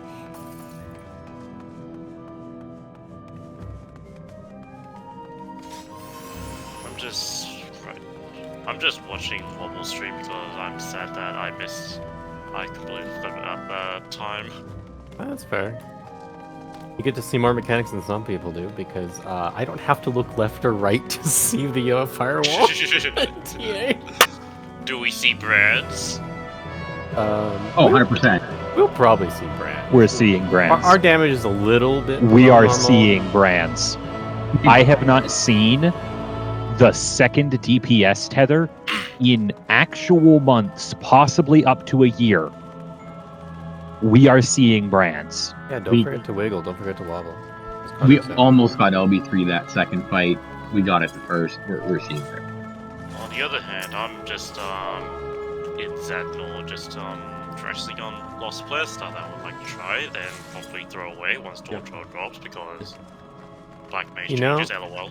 There's probably going to be some really cooked up Flare Star tech that's going to still make Black Mage the better Flare Star over Red Mage. Well, that is unless Pictomancer is new Flare Star. Kegel Queen. Like, yeah. Don't like Black Mages still like restore MP if they hit one of those Blizzard spells or something? So they still have an instant 0 to 100, 0 to max MP button. Yeah, unlike it's like the other it's like you hit Flare Star right after B4 and have an Ether Kit. If you don't have an Ether Kit, you're going to cry. That's what it looks like to me. On Black Mage, the mana font is going to be a full mana restore. Yeah, but you don't use Mana Font for Flare Star. No, you don't use it for Flare Star, but... It's gonna be really nice, though. Ice spells don't... I'm still going to only triple Flare with it, but, you know. When was the break until again? 25. This is why Wobble is the one talking. I like to be the in-flight entertainment during the break. I'd like to believe my insights, or at least voice, are entertaining. And by that I mean, I love the Nothing Arrow. Does anyone know if you discard an item if it shows up in other people's chat log? If they have that chat enabled. I think it might. I don't know if it requires being in party. It doesn't show up, I don't think. I don't think it does. Himbo, that's a very ominous statement. Oh, I'm aware of what he's doing. Does anyone want me to just discard 2 loss real quick? It's no loss to me. There's 2 loss. If anyone saw that show up in their log. It's not group wide, it's personal.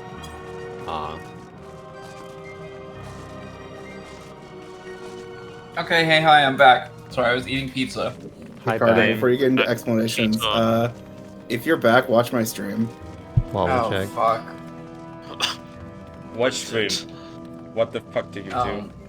What the fuck What? is that inventory you got there, Himbo? Did you go on a shopping spree today? No, this is just what I have. That's not true. That looks a lot like one of my He brought some retainers. stuff back from EU. True. Anyways, this is for the bit because Stoic egged me on. I didn't do anything. You're doing it yourself. You're a psycho. The fuck, dude? You should trade those to me instead. Rip.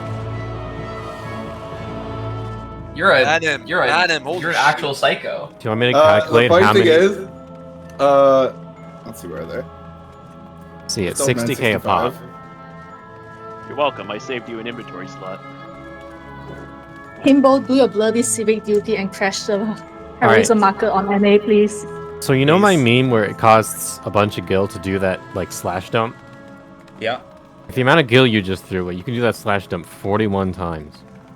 Well, thanks for the math. But thanks. I mean, Anyway, it's only we're gonna go ahead and get 6.9 into mil. this. I was going off a baseline of 60k for each heroism. Welcome to Trinity Avowed. This fight is the hardest one for new players, as this one is a lot of personal responsibilities and a lot less that I can call out specifically for you. Let me go post the guide thing, and I'll get into it. This fight, I will be explaining a bit more in depth on some of the mechanics because I cannot just tell you where to go, as I can with a lot of other mechanics in this run.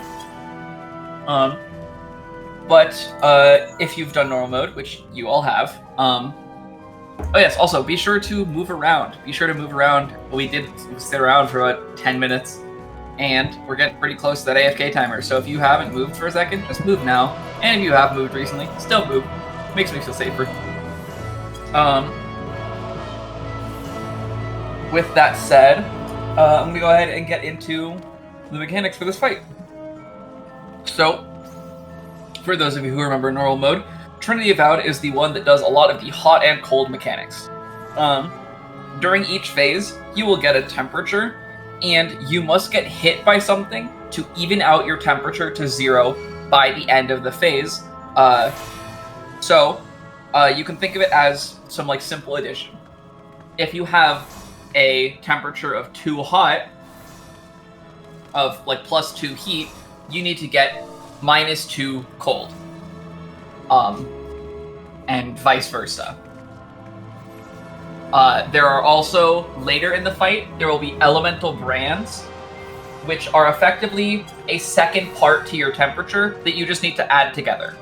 So, this will apply to you at the end of the phase right before zeroing out. So what you'll need to do is you will not need to solve opposite of the temperature you have, but opposite of the brand. An easy way to do this is to add those two together to find out what your quote-unquote real temperature is.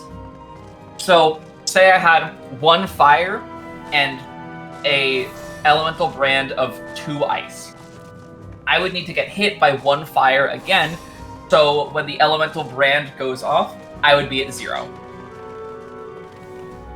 As well, there are going to be quick marches during some of the phases, and quick march sends you about 2 tiles. So if you look here, you'll see there are tiles on the ground here. A quick march will send you in the direction of the march about 2 tiles in that direction. So just be wary of that whenever I tell you you need to march to a certain position. Next is each of the weapon phases. This fight has 3 random phases which cycle for 6 total, being bow, sword, and staff. I'll start with bow phase, then I'll go into sword, then I'll go into staff, because that's how it is on Opal's sheet. Bow phase starts us off with a tank cluster that needs to be shared by at least 3 tanks. So when I say tanks to the front with me, pop some mitts, it's just for that. You might not get hit if there's more than 3 of us. So if you're a Dark Knight, pray that it hits you if you use TBN. Next is the Flames of Bozja, which the boss will cast a wall of fire on one side of the arena, and we will need to use a force march to get to the other. This will then start the ladder game, or the line game from normal mode, except this time there's a lot more going on. Instead of only being 2 arrows like in normal, there are 4 on this one, and the temperature can be any temperature, not just 1 and 2 heat. Or 1 cold, 1 heat. If you look at the diagram in there is a diagram for bow phase. The arrows will dash down the lines, and anytime they can take a turn, they will. So, you'll see there are 2 patterns that we can get, and it's listed there in that little diagram right there in the guide command. As well, when we see bow 2, the second time around, there will be a few differences. Instead of a quick march, we will need to dodge some line AoEs, which I will call out, and then we will need to run away from the fire pillar. During the ladder game or the arrow game, there will be an elemental brand as well to add together, and you will have a quick march. So bow 2 is probably the hardest mechanic in this whole fight. You need to check your temperature, add it to your brand, find which arrow you need to get hit by to resolve that, or in the case of having a temperature and brand which add to 0, you will need to resolve where there is no arrow, or as we like to call it, the nothing arrow, with your force march. And then, next is sword phase. Sword phase is commonly the hardest for beginners because it's a bit wonky with how it works, and it's not the same as it is in normal mode.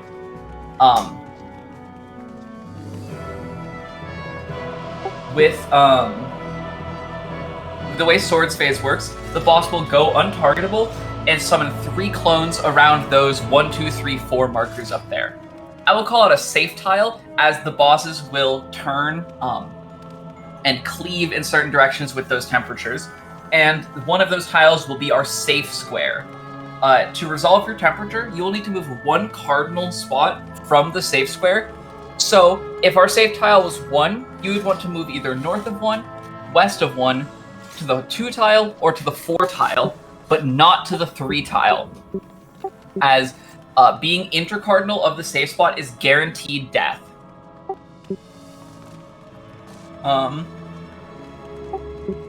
You will need to look to find the clone that has the correct temperature to resolve your buff, and move into where its sword is cleaving, not into where the clone is. That is a common thing I see people mess up, is they will walk into the clone, and not into the sword itself, as the clones are not what give you the temperature, it is their cleaving sword. The only difference in Sword Phase 2 is it's the exact same. You just have an elemental branch, so you may need to get hit more than once. There are 2 sets of swords that go off each time, and in the second set, if your elemental brand and temperature add to over 3, you need to make sure you're only ever getting hit by 1 sword at once. Even if there is a spot where, like, say you have 1 heat as your main temperature and you have 2 heat as your brand, if you go to the corner where 1 cold and 2 cold swords intersect, it'll still kill you. It does give you a magic phone, which just makes taking 2 hits lethal. Lastly is Staff Phase. The boss will summon 4 proximity AoEs in each corner, or 1 proximity in each corner, and you will need to force march yourself into the corner which has the meteor that solves your temperature. We're going to stack up all in the middle, pop some mitts, and then force march out, as the meteors do overlap and there is not any kind of safe spot. So you will need to make sure you force march to resolve your temperature. The second time around, you will not have a quick march. You will need to walk to your marker, or your meteor. However, I will make a call out because there are going to be some line AoEs going out at the same time in each of the rows and columns. And I will call either something like inside corners, so if you look where I am right here, I would call out like inside corner, outside corner, east-west wall, or north-south wall, as there is only going to be 1 tile in each corner that is safe. So yeah. And that is all of the individual phases, but I will note as well, if you are a healer, do not raise during temperature mechanics. Specifically Staff Phase, as in Staff Phase, there is no safe spot where someone can go to not, or to live without a temperature. If someone is without a temperature and they get hit with a temperature, they will die at the end of the phase. So I will call when to stop raising. At this time as well, this is the fight where we will have tanks be using Shell and Aether Shield. So if you haven't already, tanks can go ahead and slot in Lost Shell over their weaker action. So if you're using Font of Power and Honored Sacrifice, you'll slot the Shell over your Honored Sacrifice. And you will give Shell to everyone in your party, and then you will slot in Lost Aether Shield over that. Lost Aether Shield is a big mitigation that we will just be using on every raid wipe. I will call out when to use it.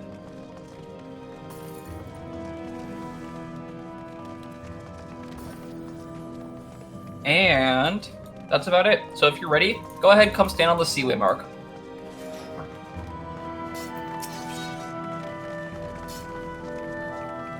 Please do not go over the Seaway mark, you will pull the boss. Oh yes.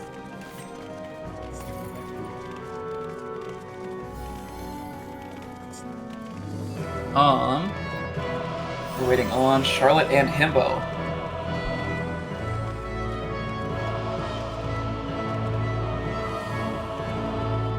Himbo is here.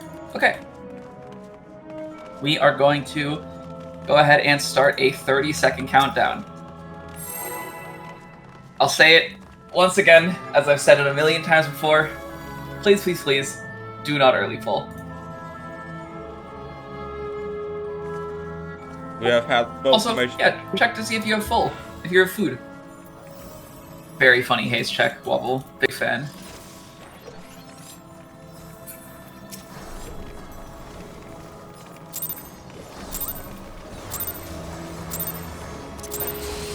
And get in there, hit the boss.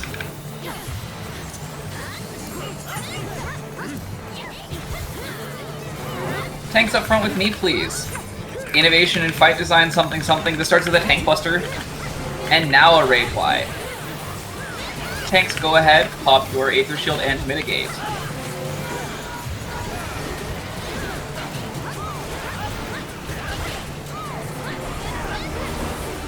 Oh, that was such... Anyways, get out at the flash of light.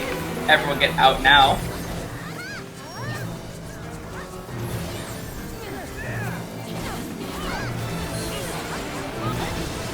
Yes! Stand behind the boss on the not one marker. Stand on the not one marker. Boss, let's go! And everyone can go ahead and stand in front of the boss now. So, swords. I'm sorry, our duelist ripped aggro off of me. He's a monk, so I have no excuse for that.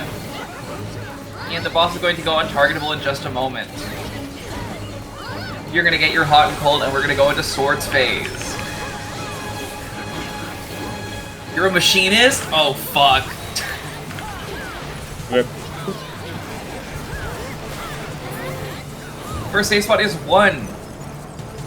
If you are on 3, you are dead. Stand on 1 for the safe spot. If you are on 3, you are dead. You want to be 1 tile cardinal of the safe spot. Our next safe spot is 2.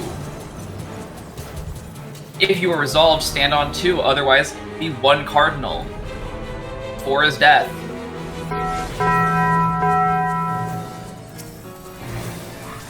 Get back in, hit the boss. Tanks be ready, and Aether Shield and mitigate. Faint out or Bridal.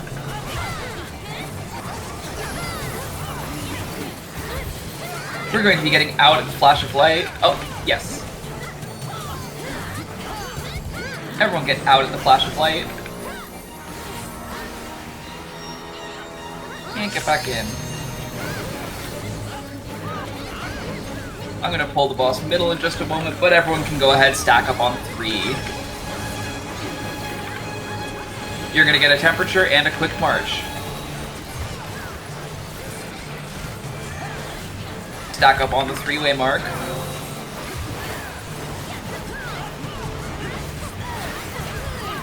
And take your force march to the meteor that resolves your temperature. Do not grieve this.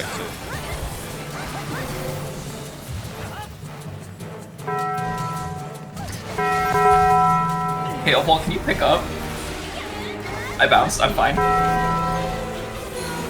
And Aether Shield and mitigate.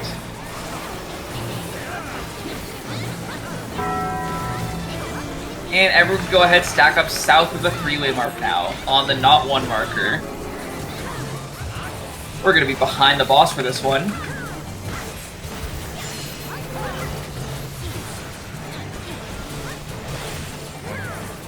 And tanks up front with me again, please.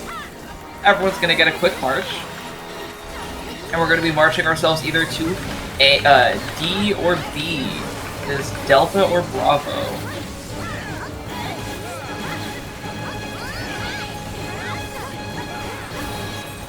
And march yourself to B, Beta.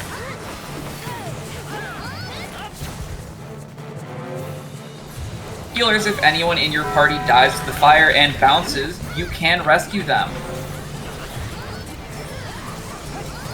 Check to see your temperature. Yeah. And it's time to take the ladder game. If it can take a turn, it will take a turn. -2. Yeah, when standing should be safe.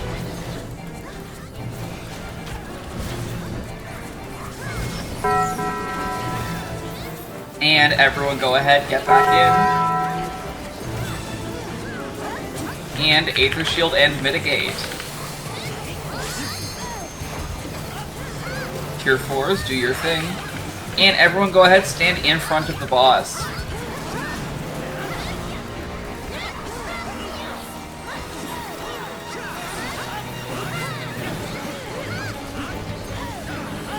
This is the only mechanic that does not have anything really And the substantial. boss is going to be going untargetable in just a moment. It is time for Sword 2. You're going to get a temperature. You're going to get an elemental brand in just a second. Add that to your temperature and resolve to the opposite, your brand at the end. God, I have to get hit twice. That is not fun. Boss is untargetable. Our first save spot is 2. Do not be intercardinal of 2. 4 is death. Do not be intercardinal of 2. 4 is death. Okay, -1. Our next save spot is 4. Our next save spot is 4. This should be 2 good. is death. There we go. And get back in, keep hitting the boss. Tanks, I'm gonna say it again. Aether Shield and mitigate.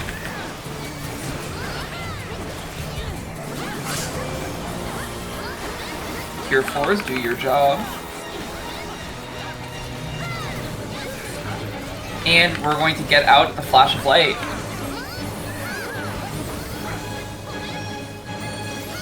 It's time to watch clones. I hate this game. You're gonna get a hot and a cold, you're gonna get an elemental brand. Add those together to figure out which one you need to go to. 1,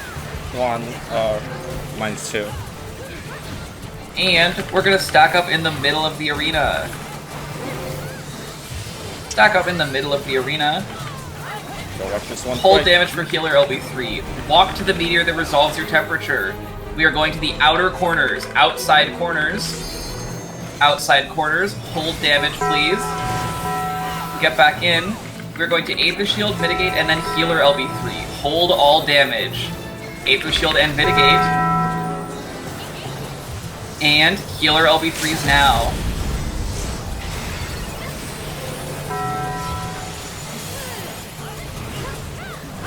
And everyone gets south of the 3-way mark and kill the boss. Hey, look at that. We are actually all good. Great job. We have 2 people on the ground currently. That is A-okay. They can get raised. And if you are new here, which I know there are going to be a lot of you guys, go ahead, come south to where we had those traps before. I'm going to show you guys a very fun trick, and I'll show you guys why we needed those traps for later. Rip. We don't have a Fizzbot vet for Queen? That is agony. Oh no.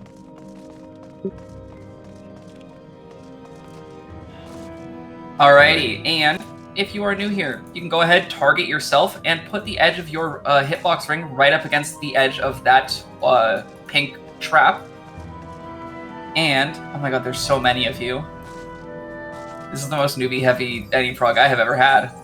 I'm gonna do a 5-second countdown, and when this goes off, everyone's gonna run into that pink trap and then pop sprint and run north.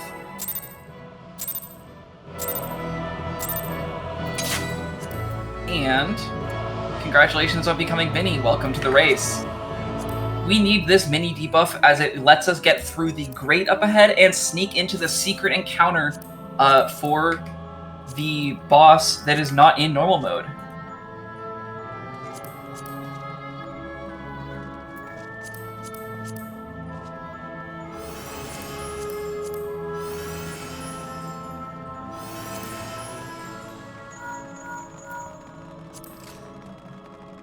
And to all of our minis, once you get here, push yourself up against this gate.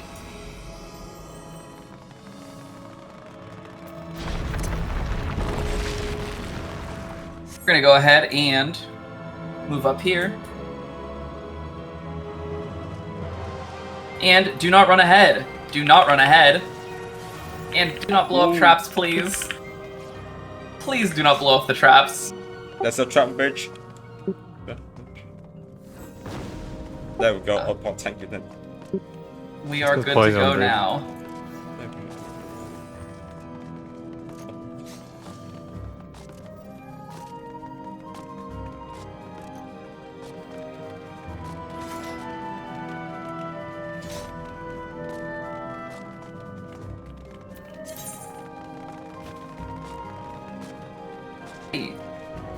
And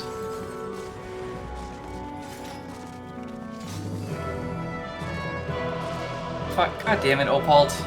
You're so weird.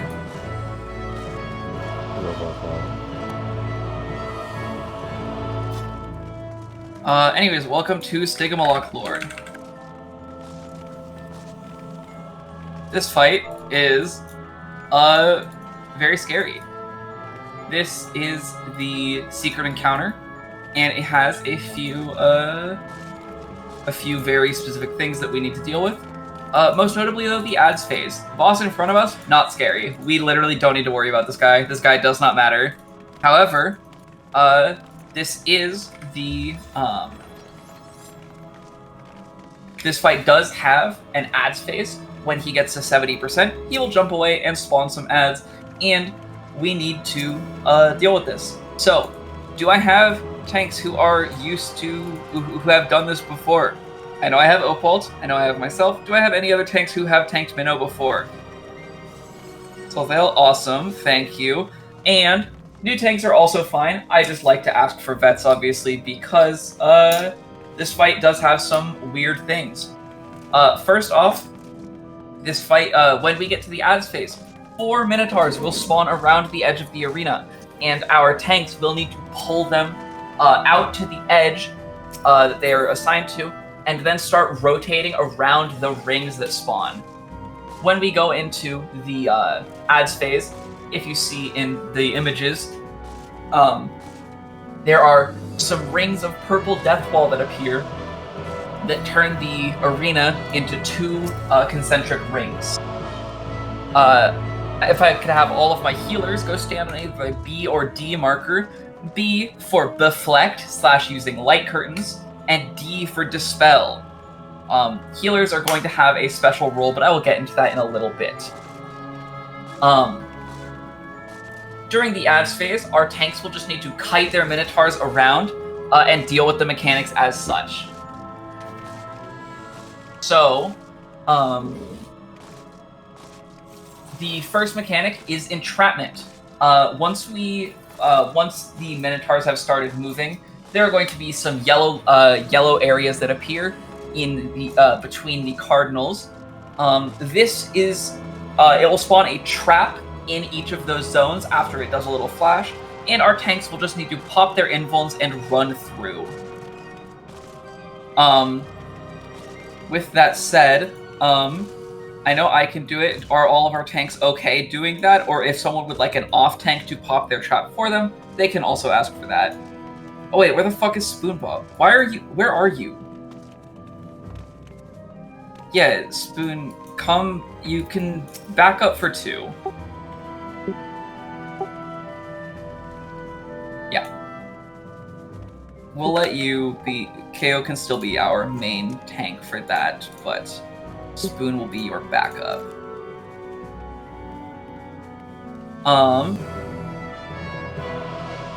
Everyone will just need, when we get to the ads phase, all of our DPS will just run to the south, our healers will run to the middle, and then our tanks will be doing their tank stuff. If you're a tank and not one of these 5 tanks assigned here, you're also just a DPS here.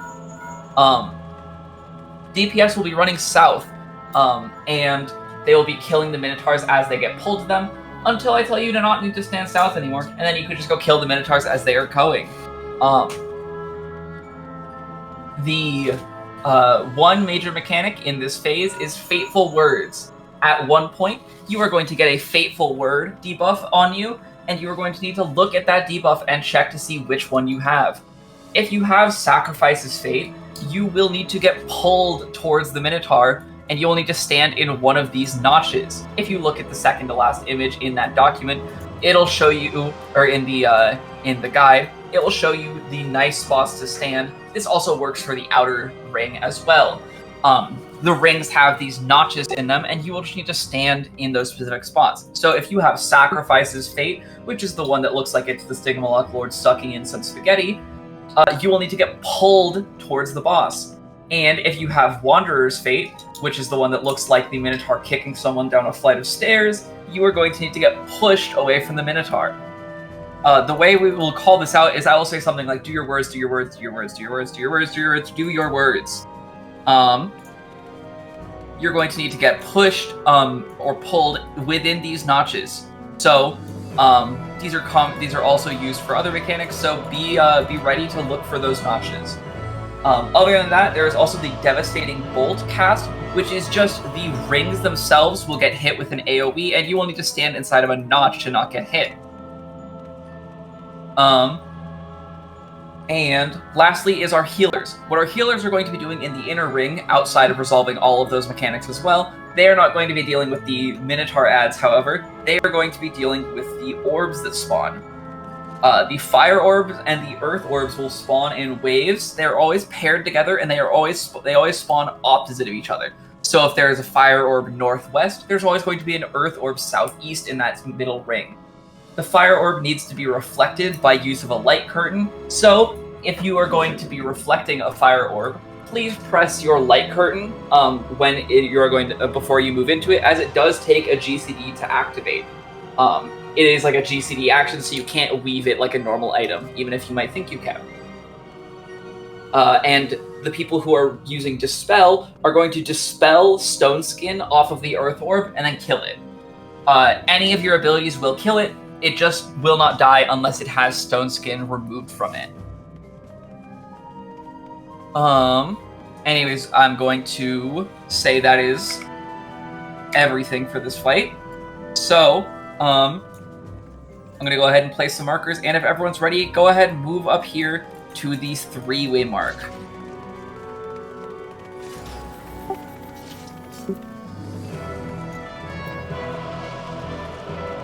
Once you guys are all ready, we're going to move up here to the 3-way mark.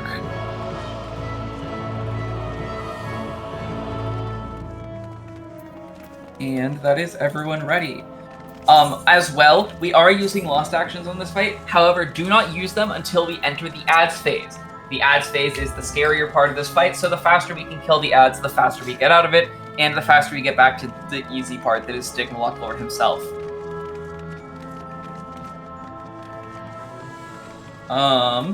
With that said, I'm gonna go ahead and start a 30-second countdown.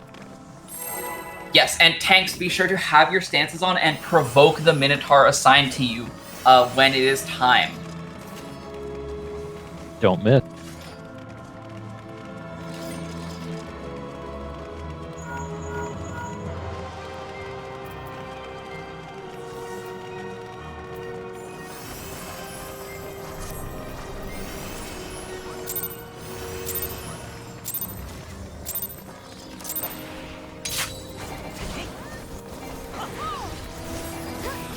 We're gonna go ahead and start this fight.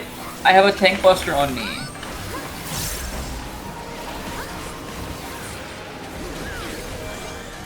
After this, we're gonna wait 2 autos and press our knockback mitts. That is Arm's Length and Surecast. Press those now. Get back in, don't get whacked. Dodging whack is your one and only priority.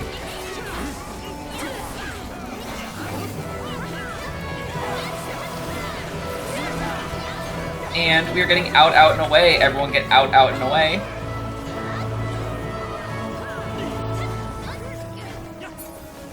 And tanks through your position. DPS get south, healers to that middle ring. DPS get south to the 3-way mark.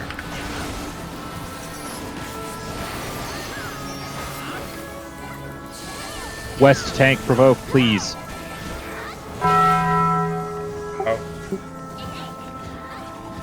Kill that ad, tanks get into your positions, everyone get south, everyone get into a cubby.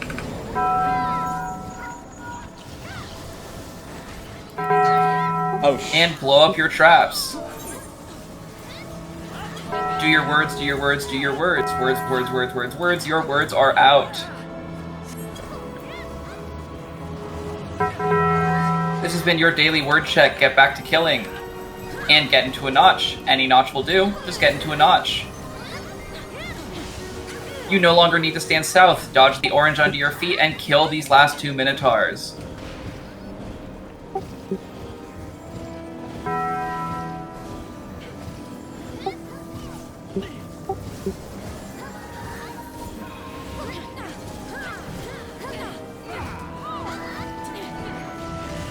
You have a word, but it is not going off yet. We're going to be getting into a notch in just a moment. Everyone get into a notch. Into a notch. Dodge the rending bolt. And these words will not go off.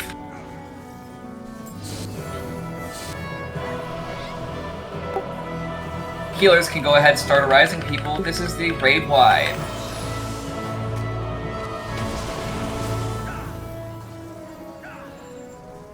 Rapid bolts are going to be going out in a moment. If you get a rapid bolt, take these out and away. These are pulsing AoE puddles, so take these out and do not stand inside of them after they get dropped.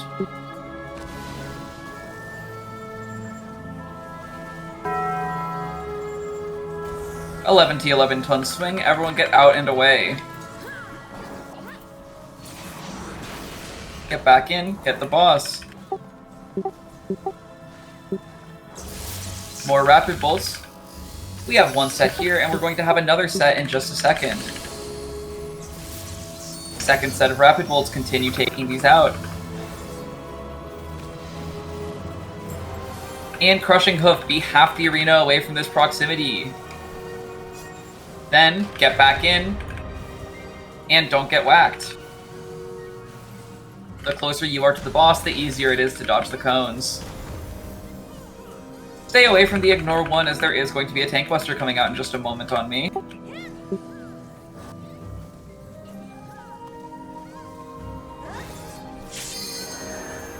Opal, you're so weird.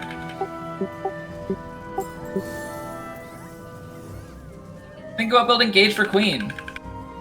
And Knockback Mitt. Just kill the boss before these whacks go off. Yeah.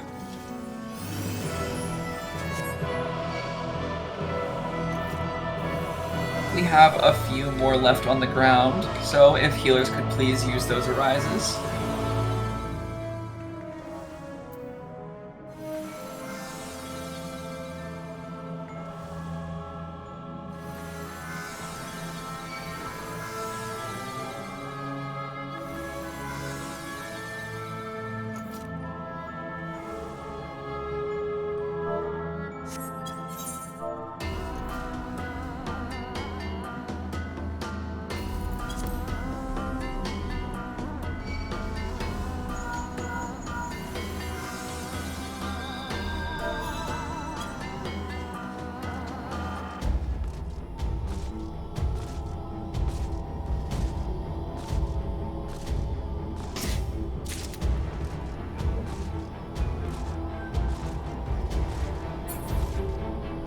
At this time, tanks can go ahead, slot in that shell, and start handing out shell to people.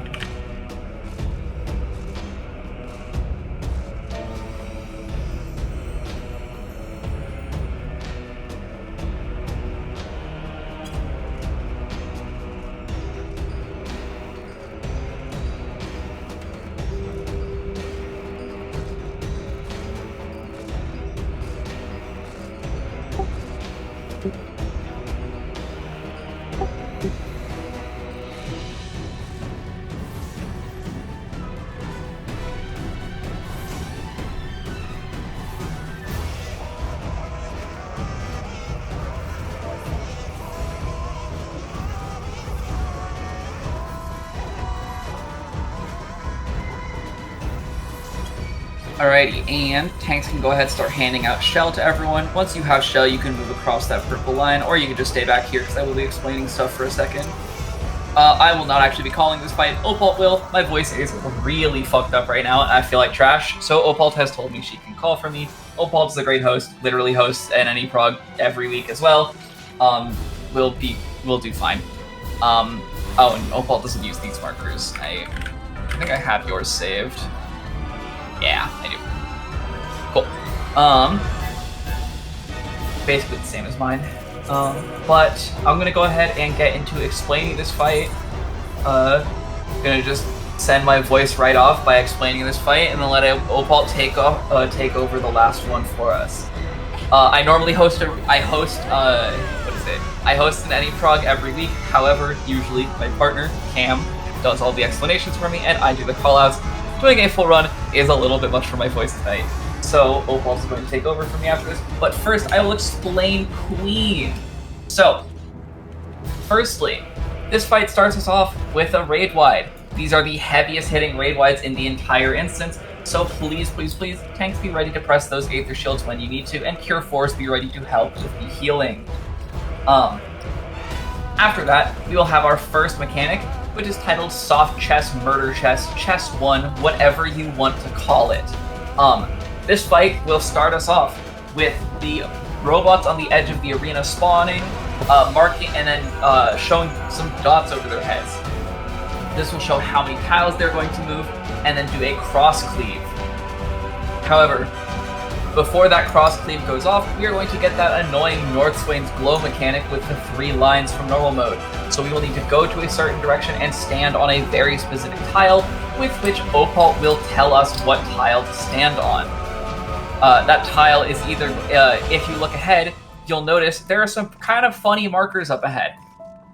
These, you'll want to pull your mini-map up to keep track of this, unless you are really good at keeping track of the markers around you, because we call this fight like it is Battleship. Being essentially every single tile in this 5x5 grid is denoted by either the marker itself or an intersection of 2 markers. So this marker that I'm standing on right here is A4. This marker right here is B4. And this marker right here is in your mailbox. With that said, that is the first mechanic. The second mechanic is the scariest one for most new people. That one is titled, That one is titled Super Chess. Super Chess, you will get 2 debuffs, which add to, you'll get 2 debuffs on yourself, which will add to either 5, 6, or 7. And Opal will call out where you will need to start. These people will need to start on specific tiles, and then we will be walking up the left side of the arena towards the safe square. The safe square will either be directly north or directly south, and we will be starting opposite of that. So if our safe tile is north, we will be starting in the southwest, and if our safe tile is south, we will be starting in the northeast. With these debuffs, what these mean is you will need to walk a certain number of tiles on the ground once the debuff appears above your head. You're going to get some numbers once they start, and it'll be 2, 3, or 4 at once, so keep track of that number above your head. Every tile you move will tick that down, so I'm going to go ahead and I'm going to do something kind of funny that I've never tried before. So, I will target myself real fast. And so, I'm standing on this tile, and I want to get my thing to 0. Let's just say I'm moving over to the D4 tile for some reason. I'm going to start here. I move 1. My number will go down to 2. I'm going to move 1 more tile. My number is going to go down to 1. And then I'm going to stand here, and my number is going to go to 0. If I walk past this, however, I'm going to get a scary red slash above my head. And that's going to mean that I've gone too far, and I need to go back 1 tile for my number to disappear again. So please, please, please listen to Opal. You're going to need to move till your number disappears up the column she tells you to. And after this, we start our Sovereignty Gauge. The Sovereignty Gauge is a special mechanic that the Queen will use after casting God Save the Queen. God Save the Queen is a heavy-hitting raid-wide, but not heavier than all of the other raid-wides, despite what you may think. And once the Sovereignty Gauge hits 100, the Queen is going to teleport middle, 5 lightning orbs are going to spawn around the edge of the arena, and they're going to start pulsing with very big AoEs, as well as 4 buffs on the Queen will appear that we need to have our healers dispel. The way we deal with these orbs is we're going to use our light curtains. These light curtains are a one-time use item that take up a GCD action, which give you the Lost Reflect buff for 10 seconds. You're going to press that, you're going to get that Lost Reflect buff, and you're going to stand inside of a lightning orb. It's going to pulse, hit everyone that has that reflect, and die. And then, when the orbs die, they spawn a bubble that lets us live the resulting Great Life from the Queen. After that, we're going to have the Relentless Play mechanics. Relentless Play is just a combination of Queensguard mechanics along with some Queen mechanics. They're all very fun and very cool. However, we're going to need to talk about those first. Relentless Play 1 is just going to be those wind and the green and purple puddles from Queensguard alongside a North Swain's Glow and a Show Hole mechanic. You're going to move to wherever Opal tells you, stand in the puddle that you need to, and then point your hole towards 1A. The gunner is always at 1A. Then you will need to point your hole to a turret at the wall.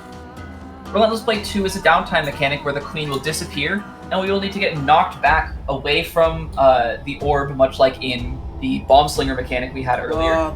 However, instead of landing on bombs, we'll be doing that and getting knocked into a safe spot to dodge a Queen Cleave. Relentless Play 3 is going to bait the Knight onto a random person in the party, so we're going to stack up, and we're going to be either getting in the Knight's hitbox on the side without the spike, or get far out, and then we're going to be dodging those bouncing turrets from normal mode. Relentless Play 4, there's going to be a big line on the ground that's going to appear. As soon as that big blue line appears, we're going to press our knockbacks, and we're going to stand on those bombs that we had in Queensguard. Tethers are going to go somewhere, non-tethers are going to go somewhere, and we're also going to have that fiery and icy portent buff. So you're either going to need to stand on your tether and stand completely still, or run tiny circles on top of your bomb if it's ice. Relentless Play 5 is our Soft and Rage. So, when we get there, healers, you will need to start healing a little bit, as well as Cure 4s and tanks, please be on top of your mitigations. It will be very helpful there if we see that. Other than that, we are good to go. And, yeah. Opal, would you like to take over? Yes, hello. With that out of the way, if you have any questions, ask them now. And if you have no questions, come stack up on the B4 tile. That's 6. By the way, make sure that you activate some raid food. Raid food is a bonus to your HP and your damage. Also be ready to use raid potions in the opener. We want as much damage as possible to make sure that we can get the clear. Currently waiting on Charlotte. Once Charlotte is ready, we will get started.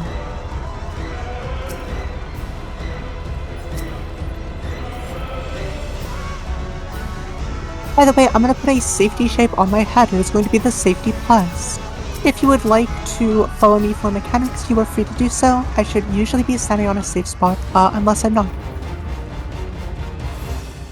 Seems like we are all here. At this time, I'm going to go ahead and do a 30-second countdown. Go and use your Cure 4s, your Dervishes, if you are Excellence chaining, though there is no physical battery, so... Go and use your Cure 4s to give out Bravery to your entire party. Get ready to do a big opening. I can handle the tank busters, by the way. I'm gonna be tanking the vault. Yeah. Perfect. We're gonna get started in just a moment. This fight starts with a raid wipe, but do not use any party mitigation other than Ether Shield, or you could do some damage bombs. We are pulling. Again, don't use party mitigation. Start your openers, start your 2 minutes.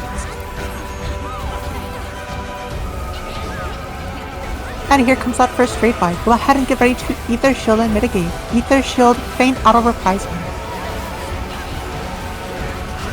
If our casters heal everyone back up and get ready for our first mechanic. Soft chest. Make sure to provoke carding. Here comes our first chest mechanic. I will call out the safe frozen columns, and then I will call out where to stand at the end. Okay. North 1, 3. Okay, hoping for west. Hoping we're going west. And we are. Perfect. Head towards the west. The A1 tile is safe. Just be on the back half. Back half of A1 and 1 are safe. Do not be in the 2 row. And next up we can stay in this A column. Don't move from the A column. Perfect, next up is going to be our first tank cluster, and unless Cutter has fucked up, we are chilling. For the first time ever, I didn't. Let's go.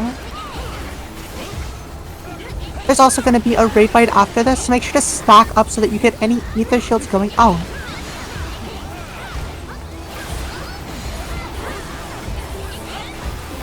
Okay, go ahead and stack up. We're going to ether shield and mitigate now. Ether shield and mitigate. Careful casters, heal everyone back up. We're about to have a downtime mechanic super chats. Get ready to do super chats. Let's go ahead and move to the middle of the arena. We're gonna look at the north or south, wherever the big glowing pile is. We're gonna turn our camera towards the north. Easy. Wall is unsafe, back is safe, perfect. We're gonna have 5s on A4, 6s on B4, 7s on C4. Again, 5s on A4, 6s on B4, 7s on C4. Once you have the dots above your head, we're gonna move into and up the A column. Once you have dots, move into and up the A column. Move into and up the A column. Once your dots disappear, stop moving. If you get a red spike, move back. Red spike, move back. Once you can move again, we're gonna end up in that big glowing safe tile. Go and move all the way to the big glowing safe tile no matter what, even if you get a big red spike, or do not get rid of all your dots.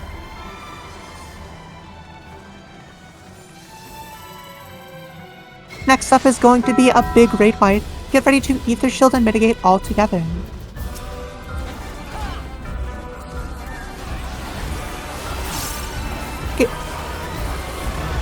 Ether shields, feints, autos, reprisals. Ether shield, feint, auto, reprisal. Get that mitigation on the boss and get that ether shield on your party. Next up, go and find your light curtains. We're gonna need them in just a moment. Get ready with light curtains in just a moment. If you do not have one, you can follow the plus marker. Okay, pop light curtains if you have them. If you do not, stand on plus. If you have a light curtain, use it. Go ahead and move into this big glowing dome. Heal his good job on dispels. Get into a big glowing dome no matter what. Big glowing dome. Healers focus on arising any dead bodies. Next up, we're going to have our first relentless play mechanic. Again, this is going to be the gap mechanic from Queensguard alongside the wind and lightning. But we're also going to get forced to a cardinal. At this time, check for a tether. If you're tethered, you're going to go to swirly wind. If not, you're going to crackly lightning. Don't move just yet though. We're heading to the north. Run north. Tethers to wind, rest to lightning. Point your gap towards A1. Gap towards A1. Stop attacking if you need to. Now point it to a turret on the wall. Next up is going to be our second tank cluster. Please hold any 2 minutes that you have. These next 2 minute buffs we're going to hold for after this downtime. Please hold your next 2 minute burst. Don't use your 2 minutes if you have them. We're going to hold those for after this mechanic. Go and stack up in the center. We're going to go bowling. This is a safety shape mechanic. You can follow the plus and be safe. Yes, thank you. We're going bowling just like Queensguard. Get ready to get knocked back towards the safe spot. Ooh. Potentially scary. Okay, stand exactly on the plus. Stand exactly on the plus. Exactly on the plus. Walk against the wall, and you are safe. Next up, we're gonna walk away from the queen. Small triangle on C4. Small triangle on C4. Small triangle safe spot on C4. That was really close. Perfect. We're gonna come back together, pop those 2 minutes, pop any burst you have. Also, we're gonna use our ether shield and mitigate. Use our ether shield and mitigate the bombs. Tier 4 casters, heal up if your party's Tier 4 caster is dead. Heal up your party, then arise them. We're about to go into our second super chest mechanic. The boss is about to go away, so if you have more burst, hold onto it. We're gonna turn our camera towards the north once again. Back is unsafe, wall is unsafe. 5s are going to be on a B3, 6s on C3, 7s on D3. Again, 7s on D3, 6s on C3, 5s on B3. We're going to move up the A column once we have dots above our heads. Wait for dots, and then move into and up the A column. Move into and up the A column. Once your dots disappear, stop moving. If you get a red spike, move back. Red spike, move back. Once you can move again, we're going to move to that big glowing safe tile, no matter what. Move to that big glowing safe tile, no matter what.